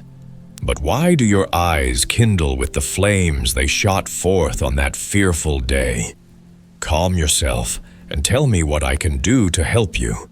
See, I have found my son. Let that be a good omen for your happiness also. I did not guess, answered Sirocco, that the son you have so long mourned had come back to you. Some days since the Prophet appeared to me in a dream, floating in a circle of light, and he said to me, Go tomorrow at sunset to the Galata Gate, and there you will find a young man whom you must bring home with you. He is the second son of your old friend, the Bassa of the sea. And that you may make no mistake, put your fingers in his turban, and you will feel the plaque on which my name is engraved in 7 different languages. I did as I was bid, went on Sirocco, and so charmed was I with his face and manner that I caused him to fall in love with Argentine, whose portrait I gave him. But at the moment when I was rejoicing in the happiness before me, and looking forward to the pleasure of restoring you, your son, some drops of the elixir of love were spilt on the table, and caused a thick vapor to arise, which hid everything. When it had cleared away, he was gone. This morning my old slave informed me that she had discovered the traitors who had stolen my daughters from me, and I hastened hither to avenge them. But I place myself in your hands, and will follow your counsel.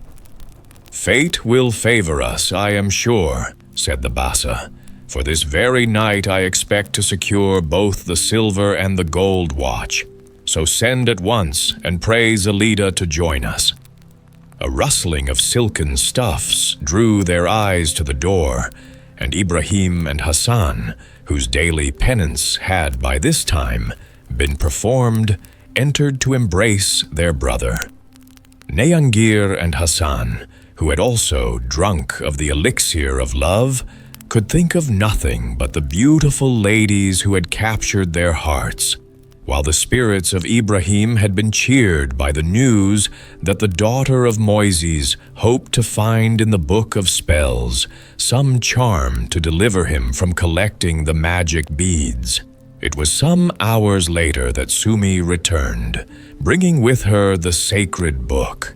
"See," she said, beckoning to Hassan, "your destiny is written here." And Hassan stooped and read these words in Hebrew. "His right hand has become black as ebony from touching the fat of an impure animal, and will remain so till the last of its race is drowned in the sea." "Alas," sighed the unfortunate youth, "it now comes back to my memory. One day the slave of Zambak was making a cake. She warned me not to touch, as the cake was mixed with lard, but I did not heed her, and in an instant my hand became the ebony that it now is." "Holy dervish!" exclaimed the Bassa. "How true were your words! My son has neglected the advice you gave him on presenting him the bracelet, and he has been severely punished. But tell me, O wise Sumi, where I can find the last of the accursed race who has brought this doom on my son." "It is written here," replied Sumi, turning over some leaves. "The little black pig is in the pink bag carried by the two Circassians." When he read this, the Bassa sank on his cushions in despair. "Ah," he said, "that is the bag that was offered me this morning for 300 sequins. Those must be the women who caused Izif and Izuf to dance, and took from them the 2 talismans of the daughters of Sirocco. They only can break the spell that has been cast on us. Let them be found, and I will gladly give them the half of my possessions. Idiot that I was to send them away." While the Bassa was bewailing his folly, Ibrahim, in his turn, had opened the book and blushed deeply as he read the words. "The chaplet of beads has been defiled by the game of odd and even. Its owner has tried to cheat by concealing one of the numbers. Let the faithless Moslem seek forever the missing bead." "O heaven," cried Ibrahim, "that unhappy day rises up before me. I had cut the thread of the chaplet while playing with Aurora. Holding the 99 beads in my hand, she guessed odd, and in order that she might lose, I let one bead fall from my hand. Since then I have sought it daily, but it never has been found." "Holy dervish," cried the Bassa, "how true were your words! From the time that the sacred chaplet was no longer complete, my son has borne the penalty. But may not the book of spells teach us how to deliver Ibrahim also?" "Listen," said Sumi, "this is what I find. The coral bead lies in the 5th fold of the dress of yellow brocade." "Ah, what good fortune!" exclaimed the Bassa. "We shall shortly see the beautiful Aurora, and Ibrahim shall at once search in the 5th fold of her yellow brocade, for it is she, no doubt, of whom the book speaks." As the Jewess closed the book of Moises, Zelida appeared, accompanied by a whole train of slaves and her old nurse. At her entrance, Hassan, beside himself with joy, flung himself on his knees and kissed her hand. "My lord," he said to the Bassa, "pardon me these transports. No elixir of love was needed to inflame my heart. Let the marriage rite make us speedily one." "My son, are you mad?" asked the Bassa. as long as the misfortunes of your brothers last, shall you alone be happy. And whoever heard of a bridegroom with a black hand? Wait yet a little longer, till the black pig is drowned in the sea. Yes, dear Hassan, said Zelida, our happiness will be increased tenfold when my sisters have regained their proper shapes. And here is the elixir which I have brought with me, so that their joy may equal ours. And she held out the flask to the Bassa, who had it closed in his presence. Zambak was filled with joy at the sight of Zelida and embraced her with delight.